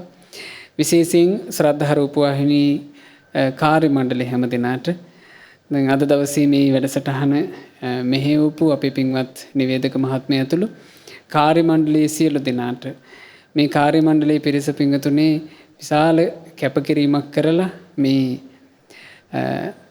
වෙසක් තෙමගුල නිමිත්තෙන් සියලු දෙනාගේ හිත් පහන් වෙන ආකාරයෙන් මේ මණ්ඩප සකස් කරලා මේ කටයුතු සිද්ධ කළා. ඉතින් ඒ සඳහා දිවාරයේ නොබලා වෙහෙසුණා. ඉතින් ඒ හැම දිනාට මේ සියලු පුණ්‍ය ධර්මයෝ එක ලෙසම අනුමෝදන් වෙත්වා. සුපින්නත් ඔබ හැම දිනාටත් පින් අනුමෝදන් වෙලා සියලු දෙනාට නිදුක් නිරෝග සුව සැලසේවා, දීර්ඝායුෂ සැලසේවා. කරන කින රැකී ආරක්ෂා ආදී සියලු කටයුතු ਸਰව ප්‍රකාරයෙන් සමෘද්ධිමත් වෙත්වා. දූ දරුවන්ගේ අධ්‍යාපන කටයුතු ආදී ਸਰව ප්‍රකාරයෙන් සමෘද්ධිමත් වෙත්වා. හැම දිනාට ගෞතම සාසනය තුල චතුරාර්ය සත්‍ය ධර්මය අවබෝධ කරගන්නට වාසනාව ලැබිත්වා. හැම දිනාටම තෙරුවන් සරණයි. නමෝ බුද්ධාය. ඉතින් අපට අනුකම්පාවෙන්ම අපේ යහපත කැමැත්තෙන්ම අපගේ පින්වත් ස්වාමින් වහන්සේ අද දවසෙත් ධම්සභා මණ්ඩපයට වැඩම කරමින් දහම් අවවාද අනුශාසනා සිදු කොට වදාලා අපට අනුකම්පා ඇති ගරුතර මහා සංඝරත්නය අපගේ පින්වත් ස්වාමින්ද්‍රයන් වහන්සේ අපි හැමදෙනාම ආදර ගෞරවයෙන් සමා කොටගෙන වන්දනමාන කරමු. ස්වාමීනි අපගේ নমස්කාරය වේවා. උතුම් ධර්ම දානමය පින්කම සිදු කොටගෙන මේ මොහොතේ අප රැස් කරගත් මහත්ඵල මහානිසංස උත්තම පුණ්‍ය ධර්මය නොවලහාම අපගේ පින්වත් ස්වාමින්ද්‍රයන් වහන්සේටත් අනුමෝදන් වේවා. පුණ්‍ය අනුමෝදනාවෙන් පින්වන්ත මහා සංඝරුවන සුවපත් වේවා. අපගේ පින්වත් ස්වාමින්ද්‍රයන් වහන්සේට උතුම් චතුරාර්ය සත්‍ය ධර්මයම අවබෝධ වේවා. සාදු සාදු සාදු. ඉතින් අද සදැහැති දායකත්වයේ දරන්නට යෙදුන සෞදියේ පදිංචි පින්වත් පෙම්සිත් රවිතරංග මහත්මයා, ඒ වගේම මිය පරලොව යන්නට යෙදුන නිල්මිනී විමලදාස පින්වන්ත මහත්මියට පුණ්‍යානුමෝදනා කිරීමේ අපේක්ෂාවෙන් දායකත්වයේ කළ පින්වත් ලලිත් විමලදාස ස්වාමි පුරුෂයා ඇතුළු පවුලේ පින්වන්ත හැම දෙනා වශයෙන් ඒ පිනති හැම දෙනාමත් පින්වන්ත ඔබ හැම දෙනාමත් අපේ තාම දයාවෙන් සිහිපත් කරගන්නවා.